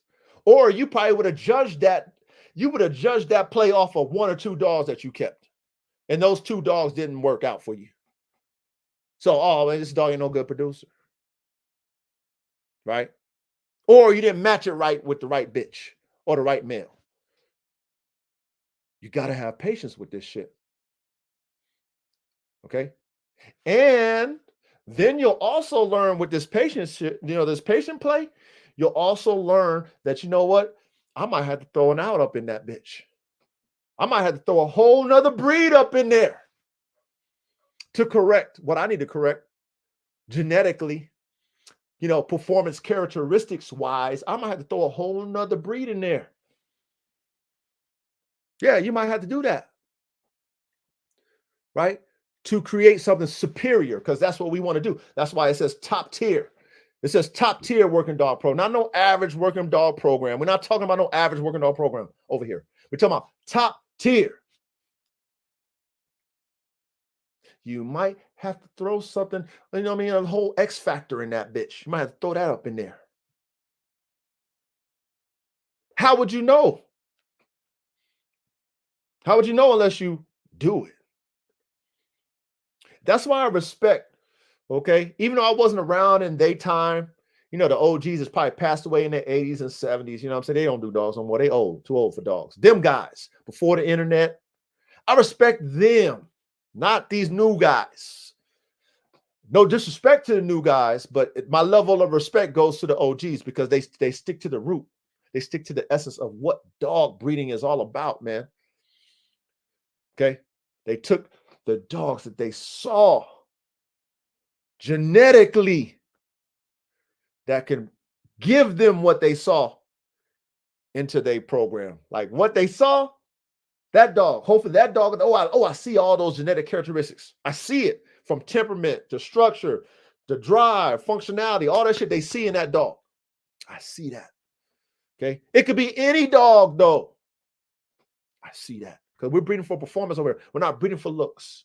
Looks is secondary. Performance is first. He sees that dog. Oh, I like that dog. Whatever is showing him, I love that. I need that. He breeds it to what he got. He keeps all the litters. He ain't selling puppies. It ain't no, this ain't, he ain't puppy peddling. He ain't selling dogs. He cooking up, he's experimenting. He cooking up dogs. He keeps all the puppies. He keep every puppy. They grew up in his yard, whatever, right? They just be dogs. Then all of a sudden, them dogs show him what he got. He's like, oh, that dog is a shit. Oh, that dog is a shit. Oh, that dog ain't no. Like old school. Then we 20 years, 30 years, 40 years later, we go back and we try to mimic what these OGs is doing, right? Or excuse me, what the OGs was doing back in the day. We try to mimic that, but we don't know how they was doing it back in the day. We try to how we try to do it. We try to overplay it in a sense, right? Right? We try to overcomplicate it and try to make it some technical shit. No, they wasn't technical with they shit. They was on the KISS method, the keep it simple, stupid method back in the day, right? And they were producing some of the best dogs that people still today still dick ride and respect. Okay. Without the complications of how people think about breeding dogs today. They just kept it simple. Okay. They had patience too. That's all they had back in those days, the OGs. They weren't in no rush. They weren't proving nothing to nobody but other than, hey, my dog was the best performer, whatever that might be. However it was performing. That's all they was proving. They wasn't proving but nothing else. And they wasn't even giving out their genetic recipes back in those days. They didn't have the internet where people want to tell you how this and that and that, the third is bred. They want to show you pedigrees and all that shit. They weren't doing that back in the days. Matter of fact, they wouldn't tell you. Because then what? You're going to be able to beat them with it. And see, that's how you got to think when you doing these top tier type level working dogs. You got to think like the OGs of the past, the ones that passed away, the senior citizens in their 70s and 80s that are long gone. They was in their own yard, man. They just kept it simple, man. They looked at the dogs. They figured out what they needed in their dog program and they added it. How'd they add it? They just bred it. What they do, they kept all the dogs. All of them. Then they didn't have it like we have it though. See, we're able, right, through technology to be able to, throw our fucking dog fillers out there all over the world. And if we understand how to get dogs, we can get the best dogs from all over the world. They didn't have that resource. They had to go and, stay in their yard, or maybe their homeboys had some shit and just kept it there. But they was producing better dogs than what we got today. Ain't that sad? How does the OGs producing better performance dogs than we have today? How is that even possible with technology? Well, they just kept it simple, stupid. They understood the simplicity of letting the dog show you what it is. They knew that they had to be patient with their dogs because that's all they had, right? They're not throwing away dogs the way people think they throwing away dogs. Especially if you poor in them days. They wasn't rich. They just couldn't just buy dogs. They might have been cold and shit, but they let the dog show them which one was going to be called out. They wasn't calling no puppies. When that's all you got, you throwing away a puppy. How stupid is you throwing away a damn child? That's dumb as hell. Especially if you got experience. You already know these dogs are going to change. You know it. You've done bred so many litters, you already seen it with your own eyes. Like I'm telling y'all through my experience. I done seen dogs change from month to month, day to day, year to year. I done seen it with my own eyes. So why do I think I can reinvent the wheel and be psychic or something like that and say, okay, I can predict this puppy's gonna be the best one? Really? Okay. Sounds good. Sounds good, brother. The OGs wasn't doing it like that. How can you do it like that? What technology that you got that you can predict this shit? I don't understand. Can you predict which one of your kids is going to be the best one? Which one is going to be the smartest one when they babies? Can you do that at a 6-month-old? Can you do that? Really? I'm sure we've all had siblings, man. I grew up with 2 brothers. You know, I've I've seen myself change and I've seen my brothers change. You know, same thing with these dogs is the same way. That's all I'm saying. So you have to be patient, you guys. This is a long distance. What did Nipsey say? The marathon, if you want to call it that. This is a marathon because there's so many intricate parts to this when it comes to developing a performance dog, a top tier. That's why I am frames, best frames, brains, best brains, and motors, best drive. That's a 3-part system in my whole program that I have to analyze each one of my dogs. That's going to show me who's going to have it, who am I going to continue my breeding program with. And because, watch this, because I keep all of them, for the most part, my new ones, right? My new genetic recipes, I keep them all. Okay, if I'm continuing it, then I can sell those. I don't care about that. But if my foundation, I'm keeping them because you know what? I'm taking that foundation, like for example, my Bandog foundation, and I take males and females and run them into all of them. I want all those genetics coming out of my foundation from each one. Each one. So I can see by my analysis, you guys, which ones produce the best. Because I don't even know that based off of what I see. You know what I'm saying? I don't even know if what I see being that it's the best is going to produce better than the one that is not showing me that she or he is the best. I don't even know that until I breed them. Because when you do this, like I do this, and like others who have experience, the one that you think is the shit might produce the best for you. Ain't that something? Ain't that something? That the one that you might have said, that dog's a piece of shit, will produce your best dogs. Do you believe that? If you don't believe it, then you don't have experience. You ain't never done it before, right? So you have no room to talk about it if you ain't never did it, okay? But for those of us who have done these type of breedings and seen it with your own eyes, like, yo, this fucking bitch was the bottom bitch. And not on no pimping shit, not on the best bitch, but the bottom bitch. She's the bottom of the food chain, of the totem pole. And because I wanted to see, because the genetics in her should be top tier, even though she's showing me mediocre traits in herself, but I bred this bitch and she produced the best fucking offspring out of all the bitches. How is that? Well, you know, it's genetics, man. You and me ain't God. We can assist God by breeding these dogs, you guys, but we're not God, right? Okay. God put dogs on the planet. All we are is manipulating the dog genes. That's all we can do is manipulate dog genes. But God created dogs, everything. God created everything on this planet. All we doing is manipulating it by selectively breeding them. Other than that, whatever comes out is what God decides to have come out. That's all. That's it. So if I don't have patience, if I didn't keep all them damn dogs, you know what I mean? If I threw out and culled all my damn puppies because I thought I knew the best dog out of a puppy, but being that I kept everything because that's a foundation, I wanted all those genetics. So that, you know, I took the best genetics and cooked them up. Okay. So I wanted everything in there. I wanted to see all of it and I cooked them up. And then I get to really analyze who produces me the best performance dogs out of all of those genetics. Every single one of them, from the males to the females, who produces the best. And the only way you're going to find out is doing it the way that we are talking about tonight. and being patient and watching them develop.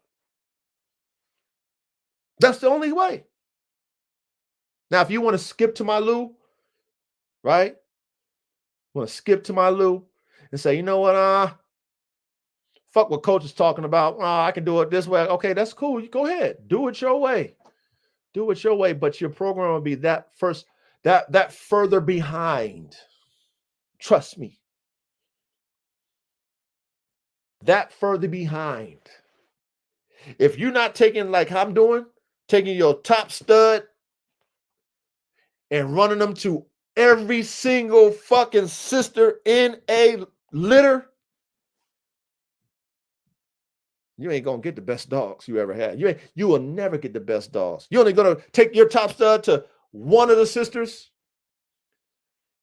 with those top tier genetics. You take your best studs to only two of the sisters. You know how much genetics you leaving out? Especially if you spent top tier dollars on the mom and the dad. You know that the mom and the dad from the top three genetics, generations on down, right? You got three generations, you know, top tier, top and bottom, mother and father, right? All top tier. You're not running your top stud to if you're not running your top stud to every one of them bitches, you a fool. You wasted genes. You wasted genetics. You're not in this to win this if you're not doing it like that. Okay? I'm giving you game. If you're not doing it like that, you just wasted your genetics. You just wasted money, especially if you're spending money like me. Why would I give away my top tier genetics? Okay. Only way I give away my top tier genetics is when I already have them all. I have them all on my program. So now I can give it to you. I got them all. So I can give you some now because I got every one of them. Okay. Now you can get the next offspring off of that because I got the foundation. They're all mine. I can cook it up every time. Whatever you want to do with the genetics I give you, that's your choice. But I'm not just giving it to you and I ain't got them no more. No, I got all of them. That whole gene pool, I got it.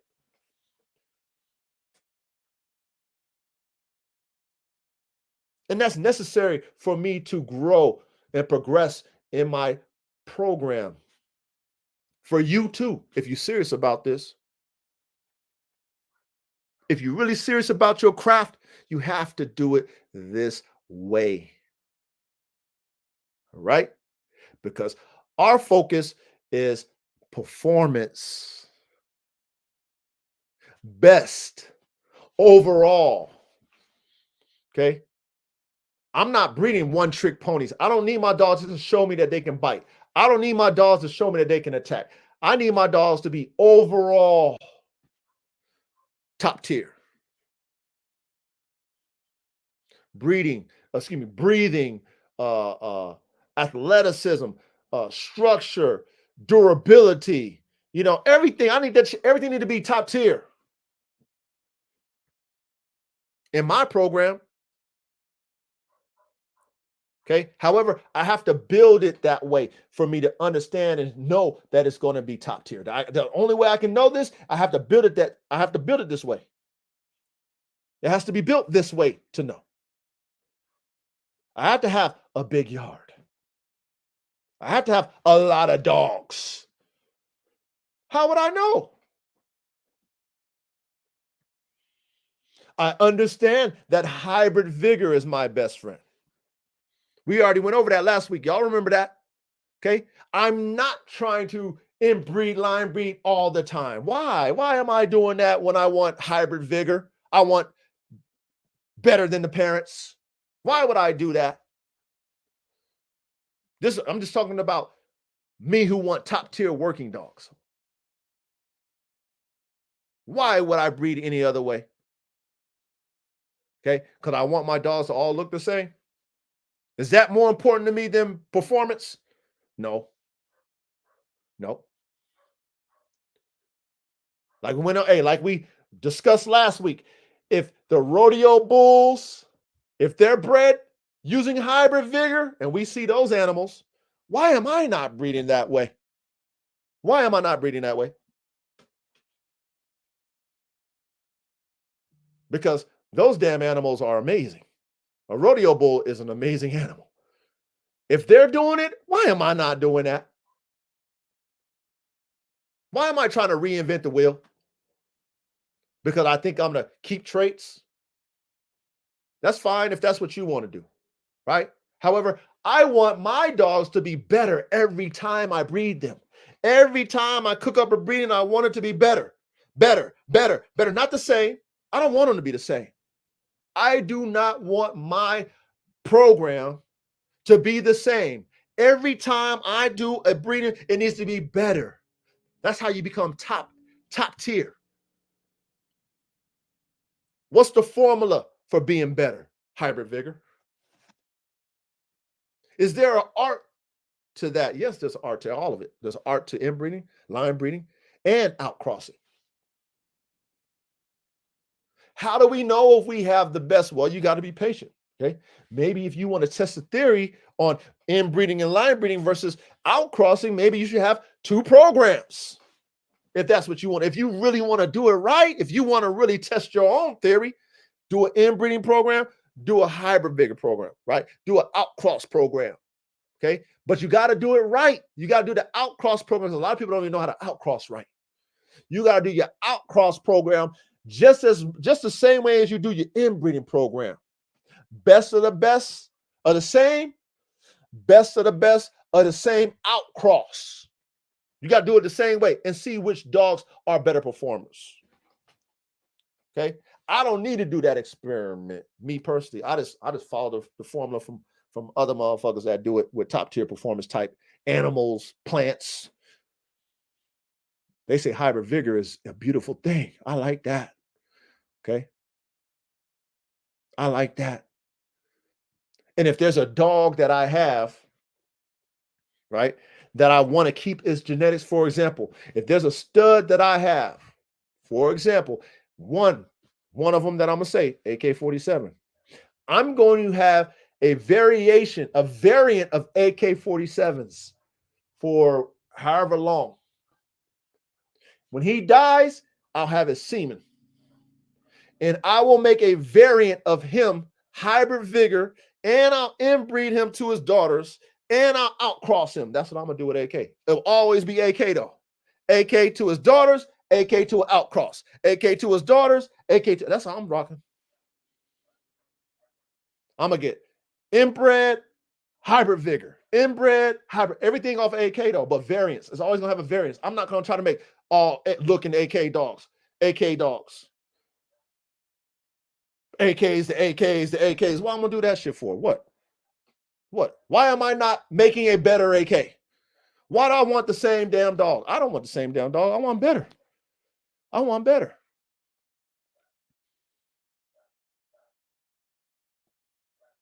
How do I understand this? How do I know this? How do I get to experience this? I have to have patience. I got to let the process show me what I have.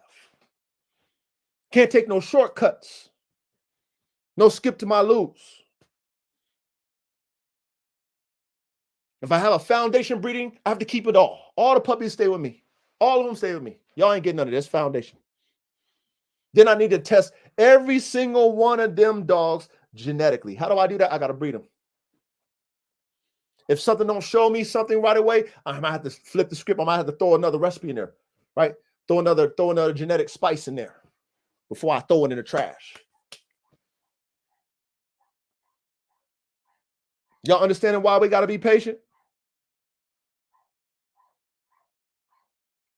I hope you guys understand why we got to be patient.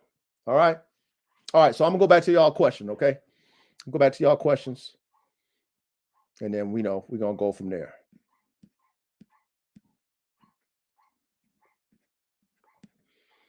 Okay. So I'm going to answer your question, T, from a while back. You said, how many times do you let them scrap it out before you separate? I think I answered this already. But I said it all depends, man.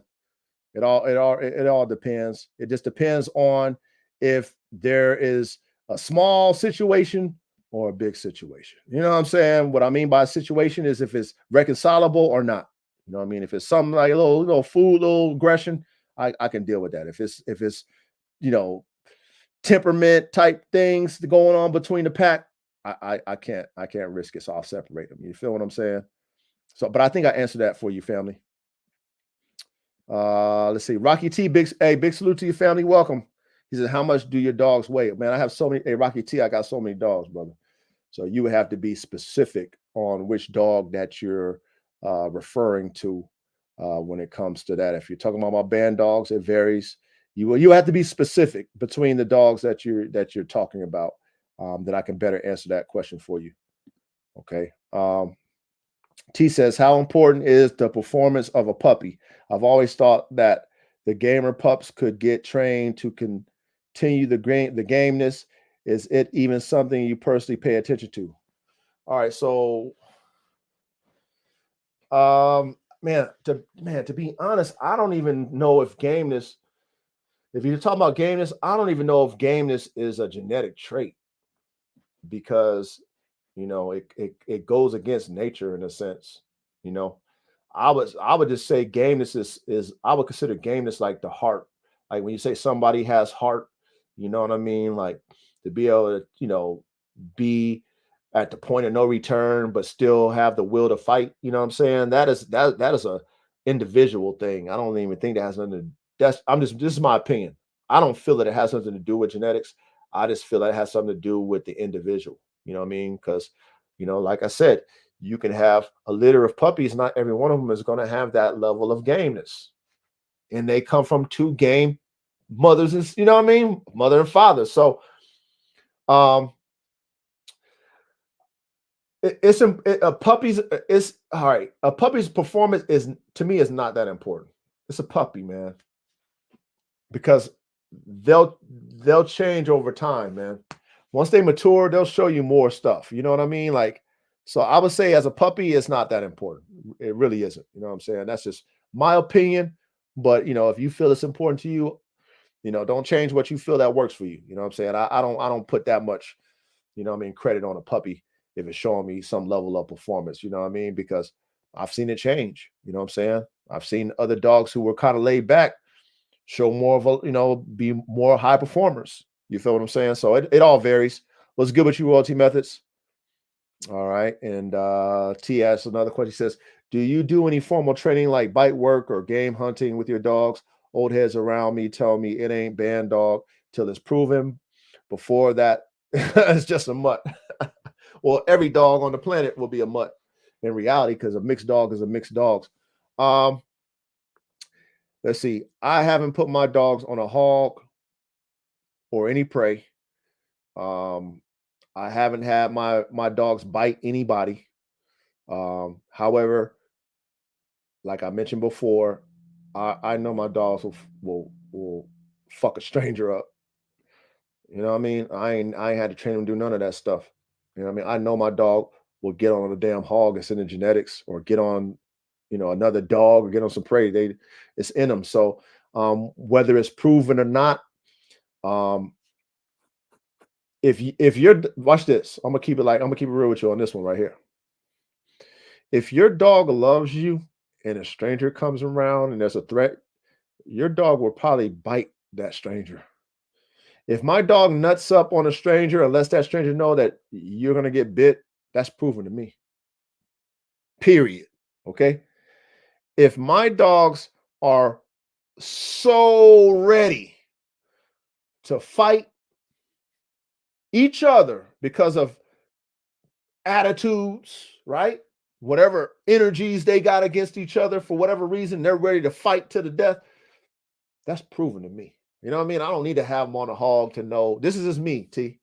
I don't need to have my dog out hunting unless I'm a hunter, right? And I want my dogs to be hunting something. I don't need to know that my dogs will hunt just because they're not out there hunting specifically. Okay, me personally. However, I know if that drive is there, I can train them, right? I know if I really wanted to focus my dog on biting man, I can train him to bite a man.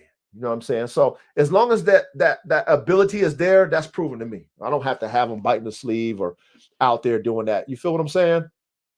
So it is what it is. Mayhem Kennels, man. Salute to your family. Thank you for showing up, man. Let's see what else we got. over here, man. Hey, what is that? Blue Haro Kennels, man. Welcome, family. Welcome, man. Let's see what else we got here. This man is preaching. Fire my brothers, a bully breeder, and will get rid of dogs within the first 4 months, man. I had to ask him if he's uh, psychic. Well, I mean, you're talking about a bully breeder there. Well, you know, they're not the same type of breeders as what we're talking about. We're performance breeders. If you breed performance dogs, we think differently than bully breeders. You know, they're breeding dogs for the purpose of show. They're not breeding dogs for the purpose of performance. So, you know, I guess they can look at a puppy at 4 months and think that, you know, hey, this is going to be a dog that's going to look the way I want it to look. And they probably can, you know, but what we're doing with dogs is more intricate. You know what I mean? It's a mental thing for the dogs. It's the mind, it's the temperament, it's the spirit of the dogs, it's the functionality of the dogs, it's the frame of the dogs, the drive. There's a lot more to what we're doing with dogs. So a 4-month-old damn puppy ain't gonna tell us shit. You know what I mean? Might tell a bully breeder, but ain't gonna tell us shit. You feel what I'm saying? So Seth Johnson, man, hey, big salute to your family. Does AR-15 and Silver Bullet have an underbite because of the boxer/bulldog in their background? Yes. Yes, they both do. They both have an underbite. Yep, they sure do. All right. T has another question, man. Question for you about the hybrid vigor. Is there not gonna be a point where your dogs will get watered down or watered dog or watered down? I think that's probably what you meant. Watered down by adding too many other breeds. Okay, so this goes back to what's your reasoning behind adding the dogs that you're adding? You know what I'm saying, T? Like, it goes back to why. You got to have a why to what you do. If you're not breeding with a why, then yeah, you're all over the place. You know what I'm saying? You're all over the place. So there's got to be a reason why you're adding certain type of dogs or breed of dogs to your genetic recipes. You see what I'm saying? So, you know, the scatterbred theory is there's so many genetics that is in your genetic pool that you don't really know necessarily where it's pulling from, right? That's why some people might not like scatterbred dogs. However, if you're very strategic about the dogs that you're using and you know genetically what you're getting from each dog, family of dogs, each dog, you are accepting all the genetics. You want that in there. Hybrid vigor. You want all those because you're supposed to get through hybrid vigor better than the parents. You're supposed to. So if you got top tier, let's say you got 3 different dogs genetics in your genetic pool, but all 3 of those dogs are top tier in their breed, then you're inviting that. You want that. I want that because I want all them. I want all those genetics if they're top tier because I'm pulling from that. And if I know what I'm looking for, then I'm getting it. You know what I'm saying? So yeah, it could be all over the place. It could be watered down, whatever you want to call it. It could be a mess if you ain't strategic about what you add. So hopefully that answers your question, T. We got Seth, man. Big salute to you, Seth. He said, T, I believe he only breeds the massive bull type breeds with working genes. So he's not going for a look, but for the working attributes. Okay. So Seth, check this out. Half true. Like I said, I have a plan as far as a recipe plan. So I want my dogs as I speak, as I talk about with my whole little theme with Formula One, it's frames, brains, and motors.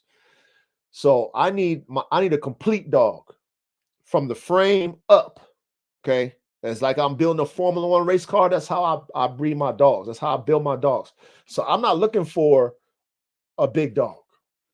I need my dog to be a balanced dog. I like some size, but I don't want it too big because I need my dogs to be athletic. I don't want a heavy dog that is not athletic. If it's got some weight, it's got to be able to move with that weight. You see what I'm saying? If it's got to look good. It just can't be bundled up and it gives me performance, and that's it. You know what I'm saying? Like, it has to be bundled up, but a perfect mix of everything that I cook up. Okay. That's going to take time. I have to be patient with that. I have to understand what I'm cooking. You know what I'm saying? I gotta see what I cooked and let it develop and show me, okay, I like the way this one looks. I don't like the way that one looks. So being I don't like the way that one looks, I better add something that I like the way it looks, still with the performance to that to correct that. You know what I mean? So, you know what I mean? You're half correct, because I am looking for working abilities, okay? Working attitudes, working attributes, etc. But at the same time, I need my dogs to look good too. I need it to function well as what, too. So I have to be strategic in the dogs that I breed together. You know what I mean? All that has to come in my mind state when I'm cooking them up. You know what I mean? Like, I'm not cooking two ugly dogs together. I don't do that. If I got a dog that I'm not liking the way it looks, and I need to find something that looks good that I still have those performance attributes in too.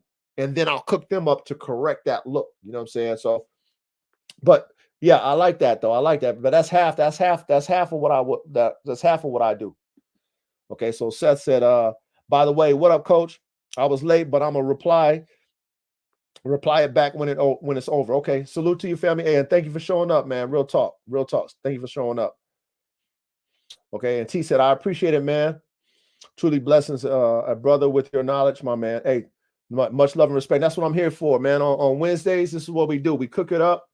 And like I said, I only come at from my perspective. You know what I'm saying? I said that's the only way I can come. Everybody has their own way. I'm not knocking anybody else's way. I'm just giving you guys my way.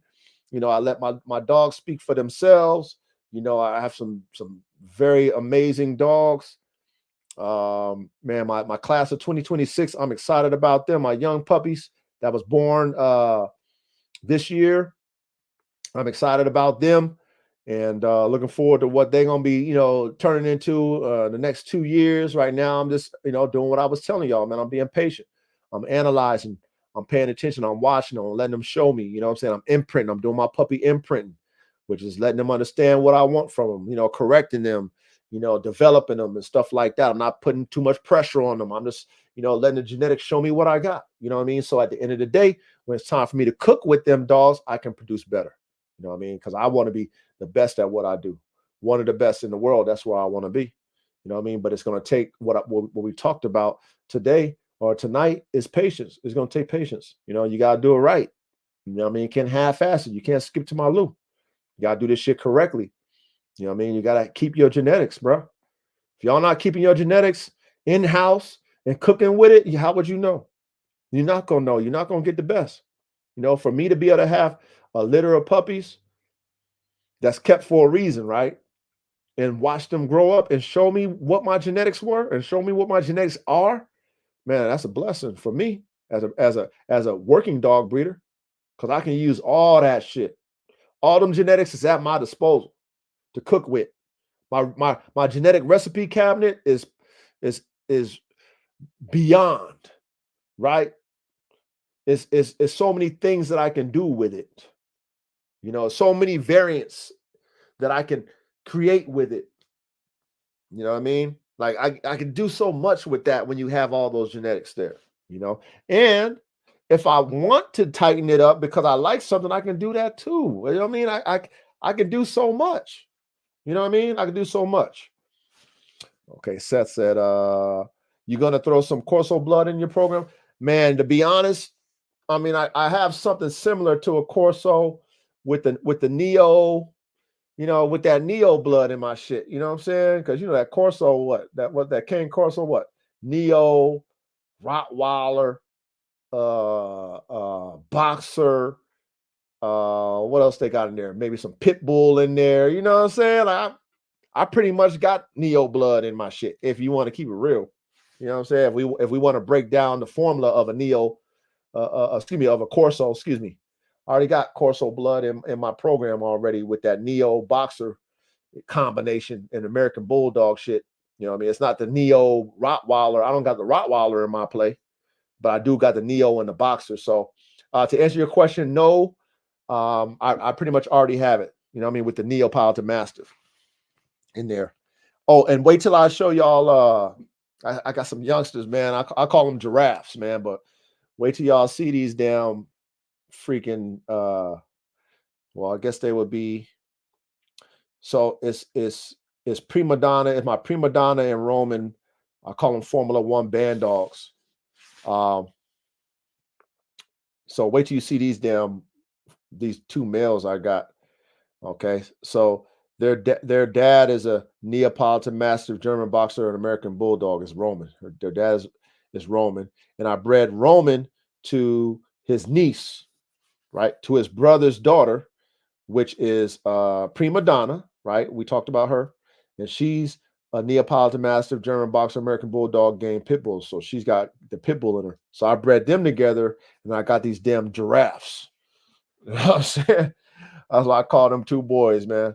My boy, what I named that boy? I named him I got Red Apache. I got a red one. I named him Red Apache. And then I got his brother, I named him the Spartan and shit. And I got another one too. He's not as big as them. He's dope. I named him Sun Tzu. He's not as big as them though, but I got two of them that's freaking giraffes, man. Wait till y'all see them boys, man. Y'all gonna be like, God damn. You know what I'm saying? So I got plans for them too.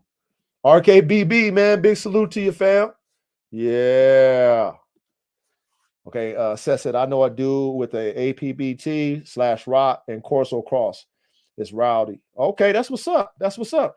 Well, you know, I've heard that the American Corsos is Neapolitan Mastiff, Rottweiler, and Pitbull cross. That's what I heard that the American Caney Corso is. You know what I mean? I don't know specifically, but you know what I mean?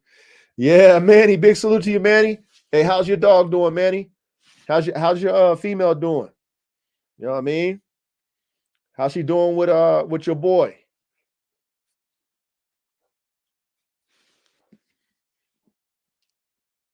Yeah. Let me know how she doing, man. I know RKBB got some new puppies on the ground, man. Hey, you doing some serious breedings over there, RKBB? You know what I mean? I'll be seeing you over there cooking. Uh-huh. Yeah. All muscle, huh? Yeah, her sister all muscled up too. Hey, so is I think what's the names? Bill's his is I think his bitch has kind of got some height on her a little bit. At least what I think. You know what I mean? She got some height on her, man. Bill's is muscled out too. All of ours is super muscled out. You know, one I got is all muscled out. You know what I mean? Yeah, she look like Shaka. Yep. Hey, so does Bill's too. Bill's look like Shaka too. You know what I mean? Oh, hey, I'm glad she's doing good though, man. She getting along well with your male, with your AK-47 son.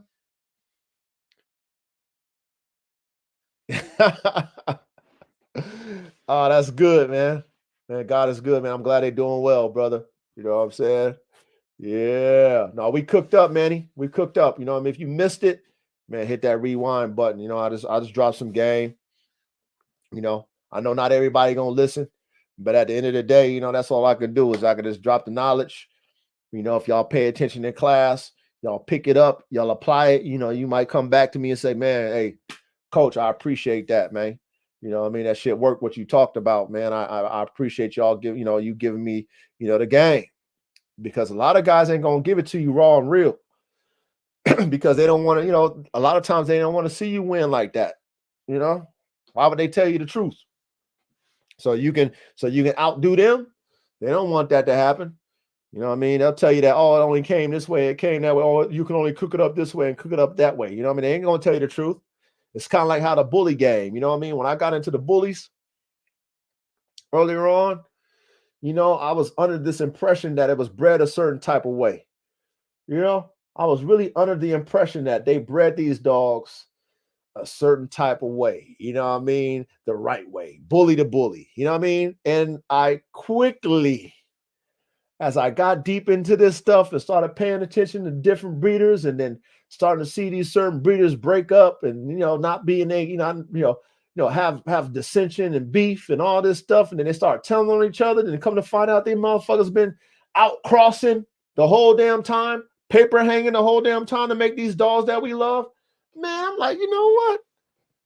Bro, these man, no wonder they've been lying. Because you know what? They don't want us to know the truth. Because then we can outcook them. Once we know the recipes, we can outcook them. You know what I mean? So at least over here with me, I'm gonna tell you how you really do it. I'm gonna be honest with y'all. You know what I mean? I'm not gonna sugarcoat this shit. Y'all want to produce the best? I'm gonna show y'all how to do it. You know what I mean? You gotta follow it to a, you gotta follow it. You know what I mean? You remix the recipe, you ain't gonna get there. But if you really want to, cook up the best shit, you know what I mean? I'm gonna show y'all how to do it. Because shit, if you got good shit, I'm gonna have to come to you. You know what I mean? If I need to outcross, I need some shit, I'm gonna come over there. What man, you done cooked up what? Man, I need to get a piece of that. You know what I mean? And that's how it should be. You know what I mean? Why should we be holding it back?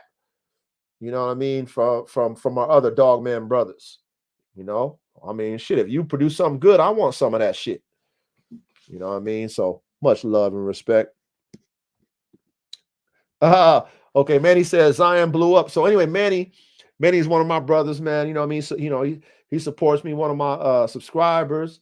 He's also bought 2 dogs off of me. So that's Manny. You know what I mean? He's talking about his dog Zion. I think that's Zion on there. That's one of AK's son. He got one of AK-47 sons. He says Zion blew up out of nowhere. He's a big-headed and mean looking. He thinks he's the King Kong around here. Please send me some pictures. You know what I mean? I'm gonna send you some pictures. Please send me some pictures. I already know he is. You know what I mean? Because his brothers that I got, they starting to blossom too. They starting to pop too. So I already know. You know what I mean? And wait till I show. I keep telling everybody. Everybody's asking me like, man, coach, you know what I mean? I need to see Black Hawk. Yeah, wait till y'all see Black Hawk, man. Wait till y'all see Black Hawk, man. That boy right there is something else. Okay. RKBB said, yeah, we over here getting that ball back rolling. Okay, that's a damn tongue twister. Ball back. Uh-huh. No, salute to you. I see you over there cooking up. You know what I mean? Congratulations. You know what I mean? I see you doing your thing, got your program moving. Big salute to you.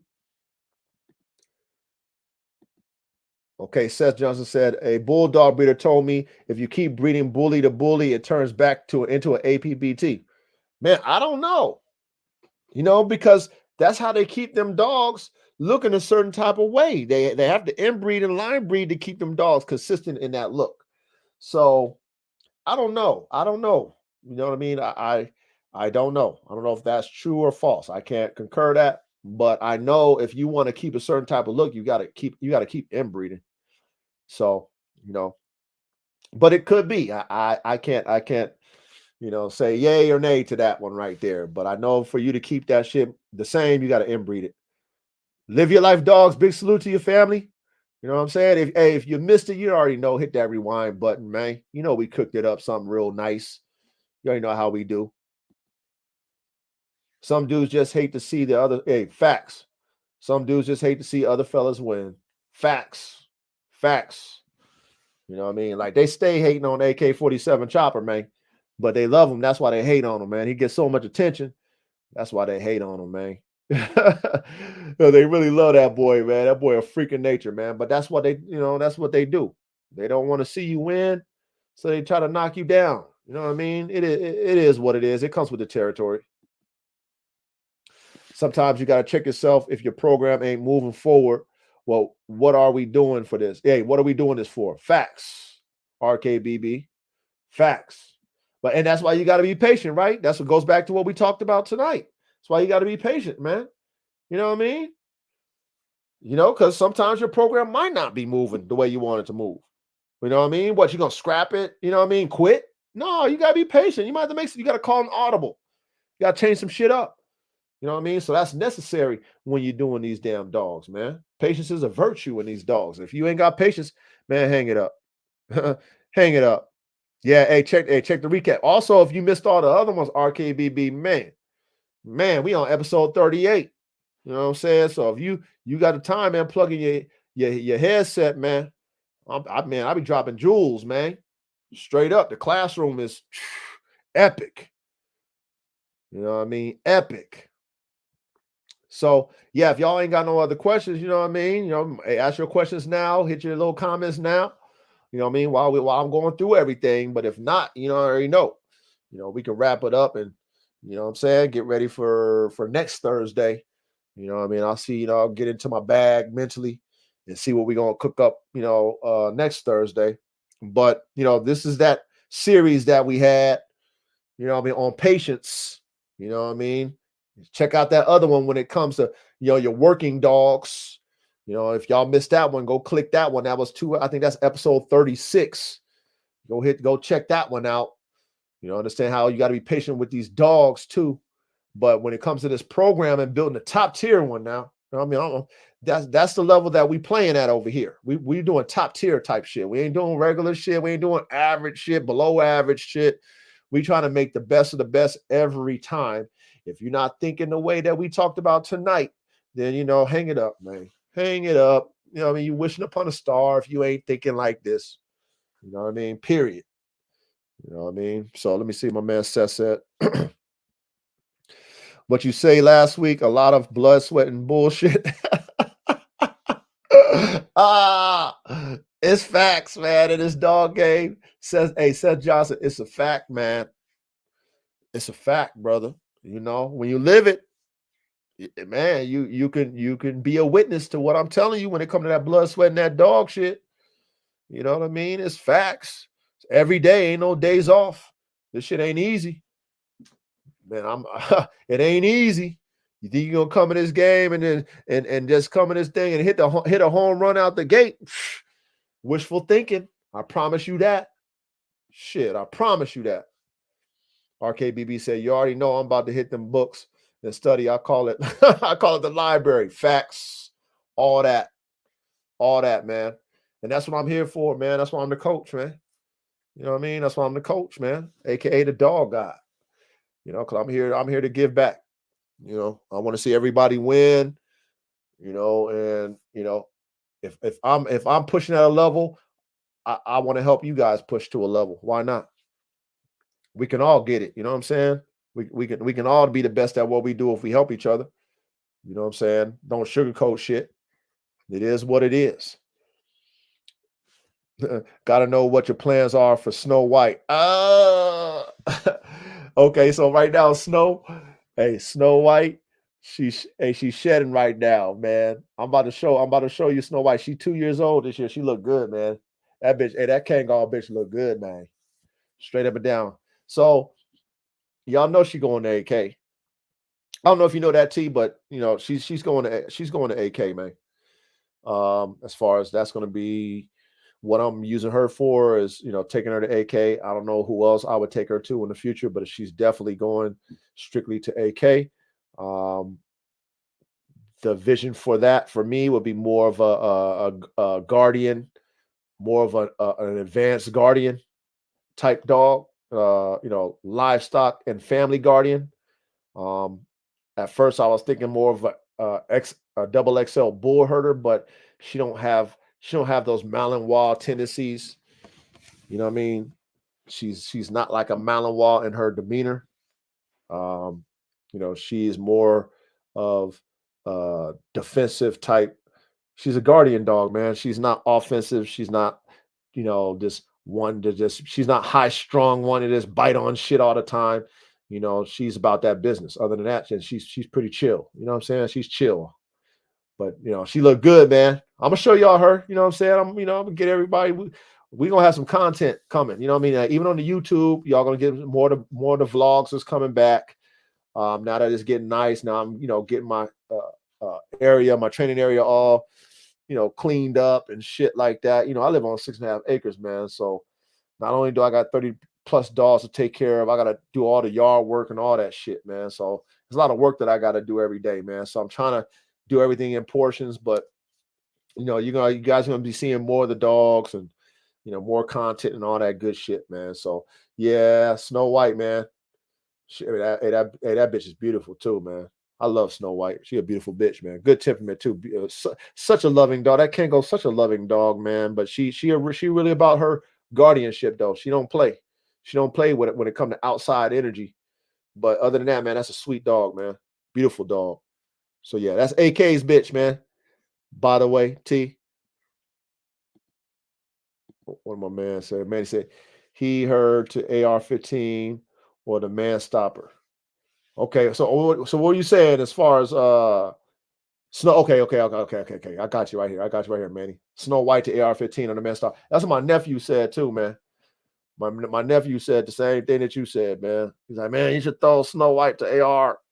You know what I mean? And then he also wanted me to throw her to Black Hawk. You know, he said you throw it to it's AR-15 or Black Hawk. You know, yeah, it would all depend. You know what I mean? Like I have time. You feel me? I have time. She's 2 years old, so the first dog is going to be AK, and then I might go ahead and do that. But check out my boy, hey Stevie. I'm gonna go ahead and mention this. So shout out to Stevie, man. So Stevie, he hit me up and was like, Coach, have you ever thought about throwing AK to a Malinois? And then it reminded me of my nephew because he has a Malinois and he wanted to breed AK to his Malinois. And I remember telling my nephew, like, I don't know about that, man. That might be too much dog, bro. He's like, oh man, that dog would be dope. And then Stevie, he mentioned that to me the other day. He's like, man, coach, what about throwing AK to a Malinois? Like that dog would be crazy. And I'm like, you know what? You're right. You know what I'm saying? That dog would be crazy. So, that might come in the future. You know what I'm saying? My nephew might get his wish. You know what I'm saying? I might cook that up in the future. You know what I mean? AK to a Malinois, that'd be sick. Oh, straight man, that bull herder would be sick. That shit would be crazy, man. Oh man, just even thinking about that, like, oh man, that would be a problem. Like, I don't even like with AK how strong and intense he is with that intense ass crazy Malinois. That might be a serious problem. So I that might be something I might cook up in the future. You know what I mean? Um, so there's a lot of things, you guys, that I have set myself up to be able to do when it comes to my working dog program. You know what I'm saying? Like there's so many variances and offshoots of that I can do with my program. You know what I mean? Because I'm focused on performance, but I made sure I had enough variance to be able to create. You know what I'm saying? Like I said, I'm an artist when it comes to this. Like when I say Formula One canines, I'm like an engineer when it comes to these dogs. And the more performance dog genetic parts I have, the better I can create. See what I'm saying? I don't put myself in a box as a performance dog breeder. I can step outside the box and go outside that box and go outside and then go back into the box. Then go, there's so many variances and variations that I can do with my program. It's just, man, it's infinite. But at the same time, it can always be better. Joe Grizz says, what's next with Cowboy? Oh man, I don't know what else to do with Cowboy. I have his daughter right now because I bred him to my pit bull bitch. I don't necessarily know what else that I'm going to do with Cowboy. I don't know. That might be his last breeding as of right now. I'm definitely going to put his semen on ice just in case if I want to, do something with him again. But see, with Cowboy, with the type of temperament he has, I don't necessarily know, you know, I really don't know what else I can do with him. You know what I mean? Like as far as the pit bull, because he has that pit bull type of look, even though he's a bully, but he acts like a band dog. What I mean by acts like a band dog, he got man drive and prey drive. You know what I'm saying? Like he thinks he's a guard dog and he'll bite a person and he want all the smoke. So with his phenotype of like a like a pit bull that's like wider and you know what I'm saying? Like y'all, how Joe Grizz, you know how Cowboy is, you know what I'm saying? Like he look like a pit, like a red-nosed pit, but pied red-nosed pit, but he's like thicker, you know what I'm saying? But he's like a band dog in his temperament. So I don't necessarily know what else I would do with him. You know what I'm saying? If that makes sense. I don't know. I mean, something else could come up in my mind, but as of right now, I just don't know, man. It just really depends, man. But yeah, as of right now, I don't know what Cowboy. You know what I'm saying? I really don't know because I just don't know, man. His daughter is something else. Wait till you see her. You know what I'm saying? Right now, she's still a pup, man. They about what 7-8 months. So they still a pup, but she really about it, man. And she a beautiful bitch too, beautiful bitch. But she about all that. She about all that. all of it too. So yeah, well, I mean, hey, I got options, family. I got options, Joe Grizz. You know what I mean? But we not putting them on the shelf yet. I just don't know what else to do with them. You know what I mean? And watch this, Joe Grizz. Man, so many people ask me for cowboy puppies, man, and I'll blame it a little bit on the economy, but I had 3 cowboy bitches, man, and so many people was woofing. When I finally had some cowboy puppies, well, all those people, what happened to them? You know what I'm saying? They didn't step up. You know what I'm saying? Now, luckily, I sold and I got my one, but I sold them. But at the same time, there were so many people on that cowboy list, and they was bullshitting when it was time to get them cowboy puppies. So it's like, wah, wah, wah, y'all want the Cowboys puppies? Wah, wah, wah. I ain't listening to people talking that shit no more. You know what I mean? So it is what it is. This is how it works. He said Black Hawk to a Shaka daughter would be ridiculous. Yeah, that would be ridiculous. But you know what, Manny? I don't, like I said, I don't know how. I don't think I want to breed pit bulls anymore. You know what I mean? Because like you can't get no money for them, man. The community, you know, man, I'm just turned off by it. I don't for what how I breed my dogs. I need to get paid for my shit. You know what I mean? And pit bulls, you ain't getting paid for those. You know what I mean? So I don't know. I really don't know because I know I won't get the XL type. You know, if I breed pit bull, it's got to be XL or double XL because then that's my own lane. But if it's a standard, I know I ain't getting no money for them dogs. They could be the best performance dogs. Them people that like pit bulls, they ain't got no money. They don't want to pay for them. So I don't know if I would do that one. Like I said, that Shaka daughter, man, she might just go back. You know, they just might go into my Bandog program. To be real with you, they just might go into my Bandog program. To be real. You know what I mean? But I don't know. I mean, things could change. Many things could change. You know, that might be a cook up as they get older. It might be a cook up that I might do. But as of right now, I don't know how I feel about making pit bulls, brother. Ain't no money into that shit. Ain't no ain't no money in that, man. Nah, Joe Gris says silver bullet. That might be something, son. That might be something, man. Real talk. That might be something, Joe Grizz. You know what I mean? I might have to think about that. I might have to put that in my lab and see, you know, if it makes sense genetically. You know what I mean? But it might. Watch this, you guys. Real talk. Okay. I put the program on the shelf, right? Like I told you, I'm in my phase 3 where I'm just developing my dogs right now. So I put my breeding program on my shelf. It's on the shelf. Okay. As I'm doing my show and tell this year with all my new productions and everything, the old ones, everything we're gonna be show and tell. As people, the demand go up because people in my DMs they ask me for puppies. I ain't got none, but they ask me. But next year I'm gonna do a tester, right? First tester is gonna be the Snow White in AK because a lot of people still been begging me for that. They wanted it this year. I put it on pause. 2025, I'll reintroduce that. Say, hey, coming soon, Snow White and AK. But I need 12 deposits before I do the breeding. If I don't get 12 deposits, I'll wait. It is what it is. I ain't in no rush. I got a lot of dogs. I'm not in a rush. I have Snow White. Okay. I keep her safe. She's healthy. I got AK semen on ice. Okay. So I can cook it up the following year. I ain't no rush. But if the public wants it, not with their mouth, though. You feel what I'm saying, Manny? But if the public wants it with their money, then I'll cook it up. You know what I'm saying? And that's how I'm going to do my breeding program from here on out.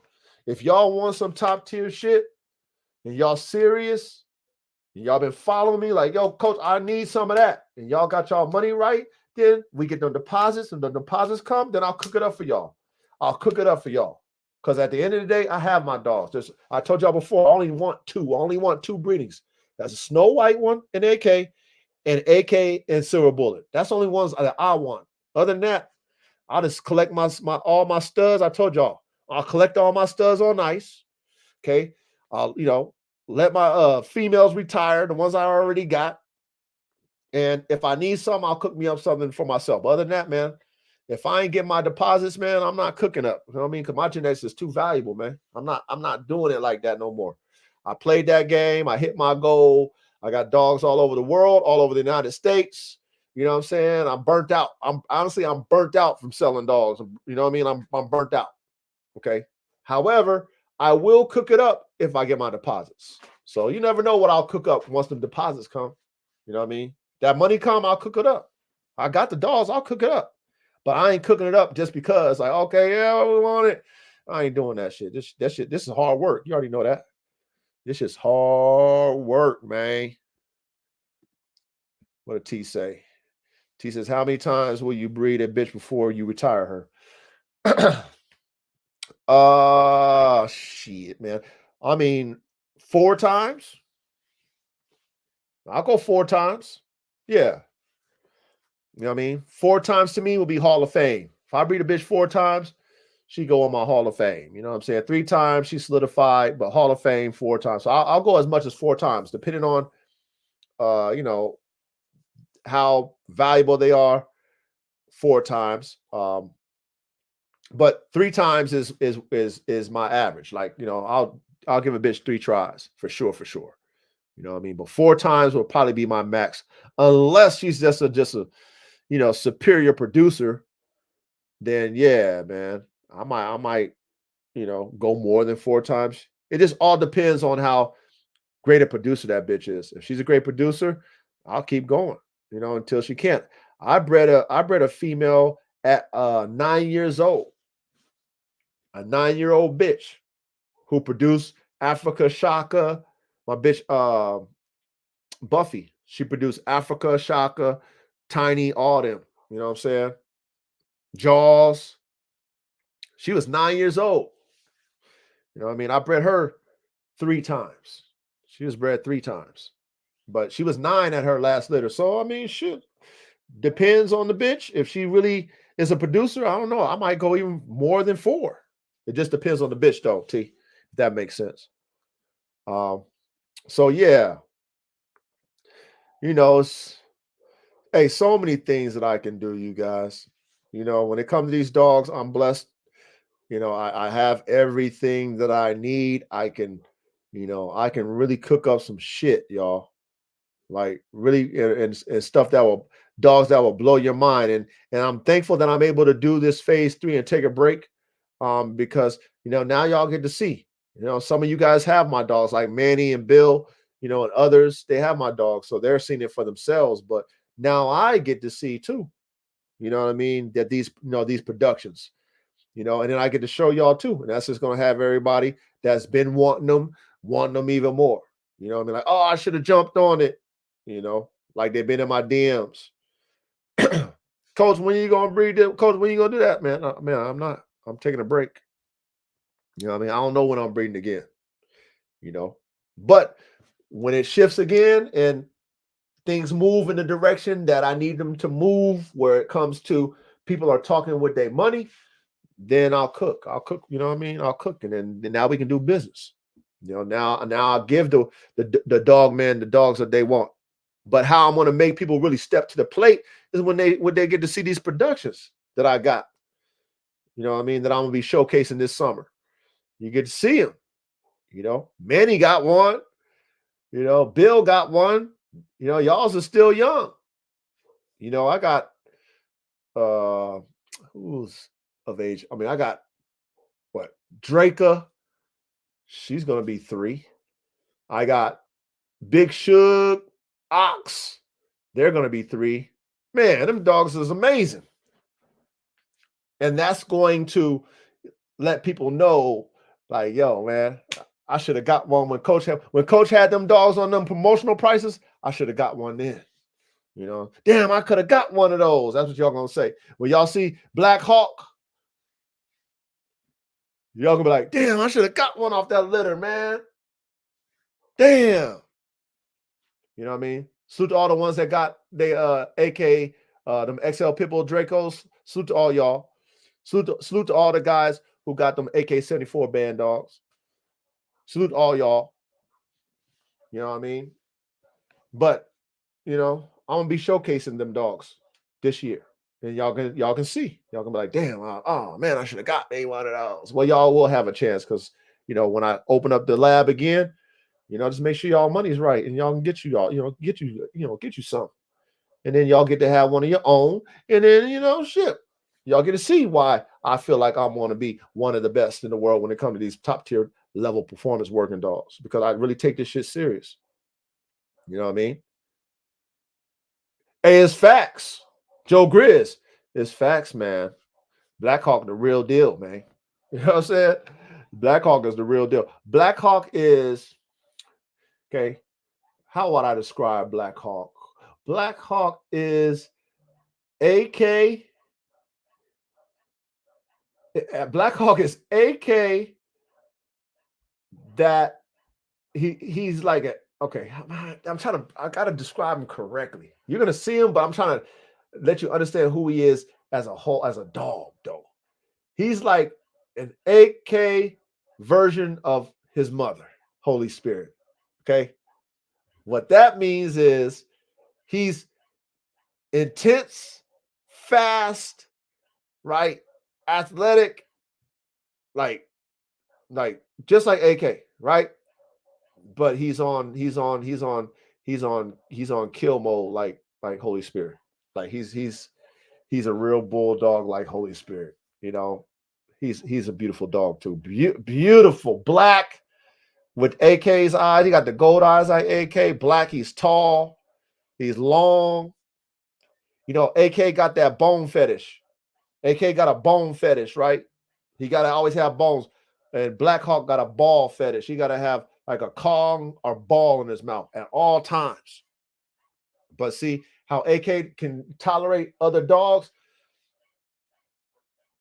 Blackhawk can't tolerate other dogs. Blackhawk is with the shits all the way. He's like his mother. He with all the smoke. But he's beautiful, man. Blackhawk is beautiful, man. Handsome, tall, but he a real dog. You know what I mean? Maximum prey drive that boy got to the max. Okay, but he's a beautiful dog. So you'll see him. You'll be like, yeah, he'll be a superstar like his daddy. You know what I mean? I promise you, he'll be a superstar like his daddy. He just got the look. You know what I mean? So shout out to that recipe, man. That XL Pitbull Draco recipe. Shout out to that one. Produce some great dogs. Oh, you say okay? You say she's about 15 inches, Manny. 24. Okay, yep, yeah. Oh yeah, of course. Hey, she got more fire and desire than Zion. I better with more fire and desire than Zion. You know what I'm saying? Hold on, what was that? But anyway, you guys, we're gonna wrap this thing up, man.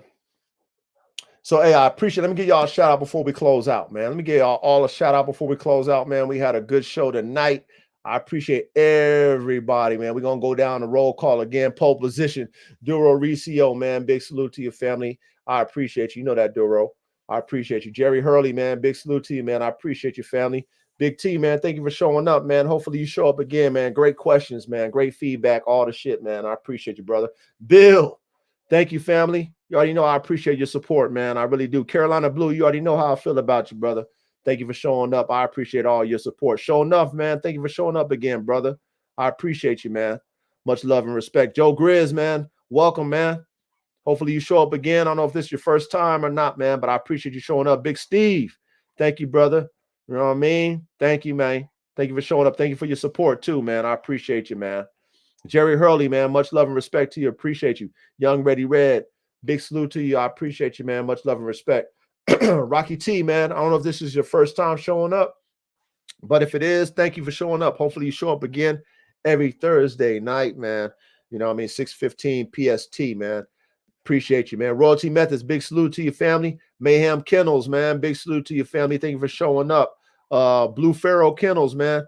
Big salute to you. Love and respect to you, man. Thank you for showing up. Seth Johnson, much love and respect. Thank you for showing up, man. RKBB, you already know, man. Much love and respect, man. Congratulations on your puppies and your dogs. Manny, man, you already know, man. Big salute to you. Big respect, much love, man. Hopefully your dogs are doing well and stay doing well, man.